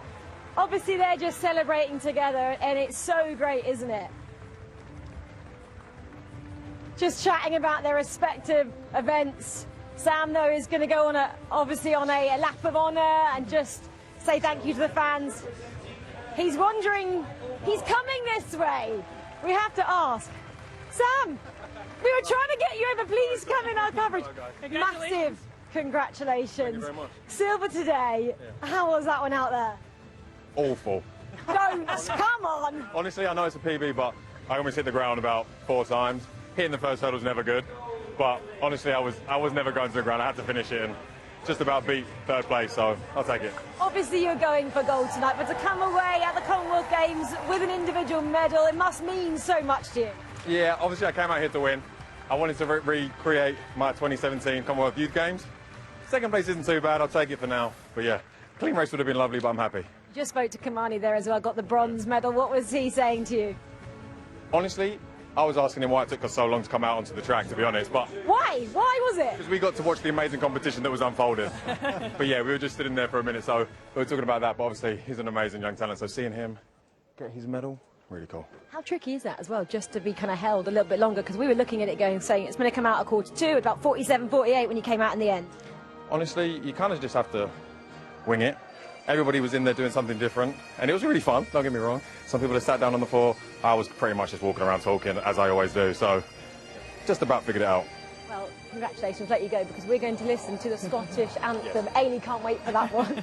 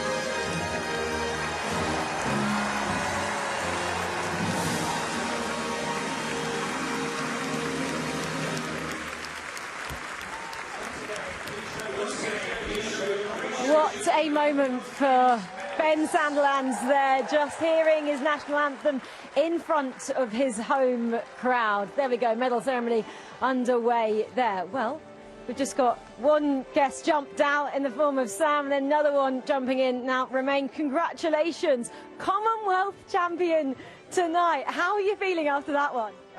I can't even explain my feelings. After celebrating and waving the flag, I went back to pack my stuff up and I just couldn't stop myself from just crying. Like, this moment, I can't even soak it up yet. I gotta give it a little bit of time, but this is amazing. It's amazing. And how do you deal with that expectation, that pressure, when you see the other guys jumping and clearing it? Do you watch the others? Do you switch off and just zone into yourself?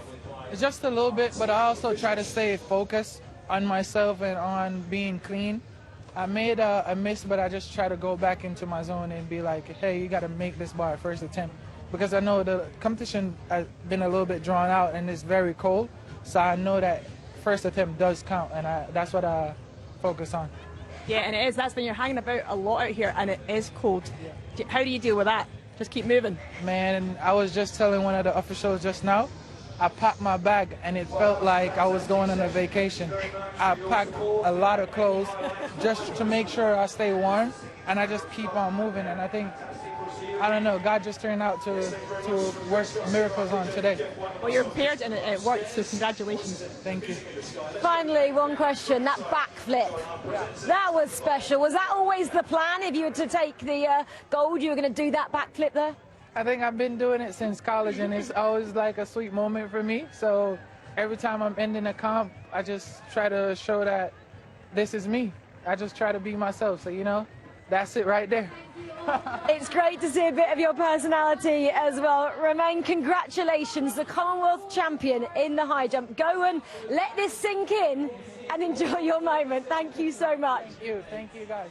Whoa, what a moment. You can see exactly what it means to these athletes to be Commonwealth champion and that signature backflip as well. Absolutely incredible scenes. They're going to enjoy this moment, and he should have spoken to you, Ailey, before coming to Scotland just about what to pack in terms of the layers, because he clearly didn't pack enough if he was getting cold. Well, I know, he seemed prepared though. He had the layers and it seemed to obviously work. So yeah, I think you can never be prepared. You never know what weather you're going to get here. Normally you get every single season in one day, so yeah. I mean, Johnny, what a night we've been treated to. Our first night here, and it didn't disappoint, did it? What a night. I mean, I'm not going to be funny, like, just seeing that was so special. Seeing the Scottish fans like sing the national anthem then was so special. Like, that felt like, you know, literally, obviously we've been watching the World Cup and seeing the England fans like go and just sing to them, and that just felt like a very similar situation there. And I think, yeah, to have Ben go and produce that moment for the fans in here tonight, that's a special. That's just going to live with me forever. So like, felt really cool. Yeah, hopefully it's the not the first and only. I think, you know, hopefully we'll have a few more times we'll get Flower of Scotland belted out in this stadium. Yeah, was that maybe the most special moment for you, Ailey, seeing that Ben Sandilands taking that title tonight? Yeah, I think that was my favourite moment, and I think just even seeing him on the podium there, you could see he looked a little bit emotional as well. And how can you not be when you're you're at a home crowd, you know, a home stadium, and you hear your national anthem? You know, it's, you know, these are the moments that you always want, and yeah, it was just so special to see that tonight. Johnny, what was your favourite moment from tonight? Genuinely, this just struck me. I had to literally take a moment, because I was like, you know, when the medal ceremony comes on, you're obviously all to turn to face it. And I was like, no, I'm not. I'm turning to look at this and to look at these people. And then halfway through, I'm like, oh no, stop, turn, look back. I'm like, no, soak this in, because it's incredible. Like, and just seeing that's what it means to the fans. And that's why they come out and fill these seats, is for moments like that. So it's just, that was so special. Obviously, Sophie, seeing that 100 for me was really cool. Like, I've watched her journey. I completely empathise with an athlete trying to find themselves again. So seeing her find it again, and I'm really hoping this is the start of like her second wind almost in her athletics career. So genuinely, that was a really cool moment for me. But yeah, that was something else. That's something I don't get to see too much either, so it was pretty special. Yeah, it's special. 11,000 capacity at the Scotstoun Stadium, and they're pretty much all gone now as our first night session has come to a close. 10 more sessions we have to bring you, morning and evening up until Saturday night. In terms of tomorrow, again, is action wherever you look. Women's heptathlon obviously gets underway. We've got the heats in terms of the men's and women's 400 metres and the 800 metre men's heats as well. So much to look forward to there, Ailey. Yeah, I mean, for me, the 400s, that's what I'm looking forward to. The women and the men are both on in the morning, so we've got lots of representation across all the home nations, so yeah, lots to look forward to. Yeah, heptathlon's always a great one as well. Gruelling, but great. Oh, especially in the Commonwealth for England, we just seem to keep producing. It seems to also be that, again, a stepping stone for the heptathletes to just show themselves. I think we've had so many, we've got such strength and depth in that field. Obviously, we are sorely going to miss Kat. Obviously, she's such a special athlete. She's one of those special people that I think is amazing to step onto the track. So it's a shame, and I wish her a speedy recovery so that she gets ready for the Euros. But look, I think there's enough English heptathletes to kind of fill those shoes. So hopefully we'll have a nice successful day again tomorrow. Exactly. We'll be back tomorrow at 10 to 10 in the morning to bring you yet another fabulous day of athletics. But of course, we are live on 360 right now. And then, of course, we have tomorrow, 9:50, our third session. And then, as you know, by now, every single moment of these Commonwealth Games are live and exclusive on HBO Max. Okie dokie. Well, it's been a long first day from us here at the Scotstoun Stadium. We've had it all. It's been windy, it's rained, we had a little bit of sun, but we've had a whole load of gold medals as well. And our favourite one was seeing Scotland and Ben Sanderland take the gold in the men's 1500 metres as well. So that's it from Ailey, Johnny and myself for this evening. We'll see you back here bright and early tomorrow.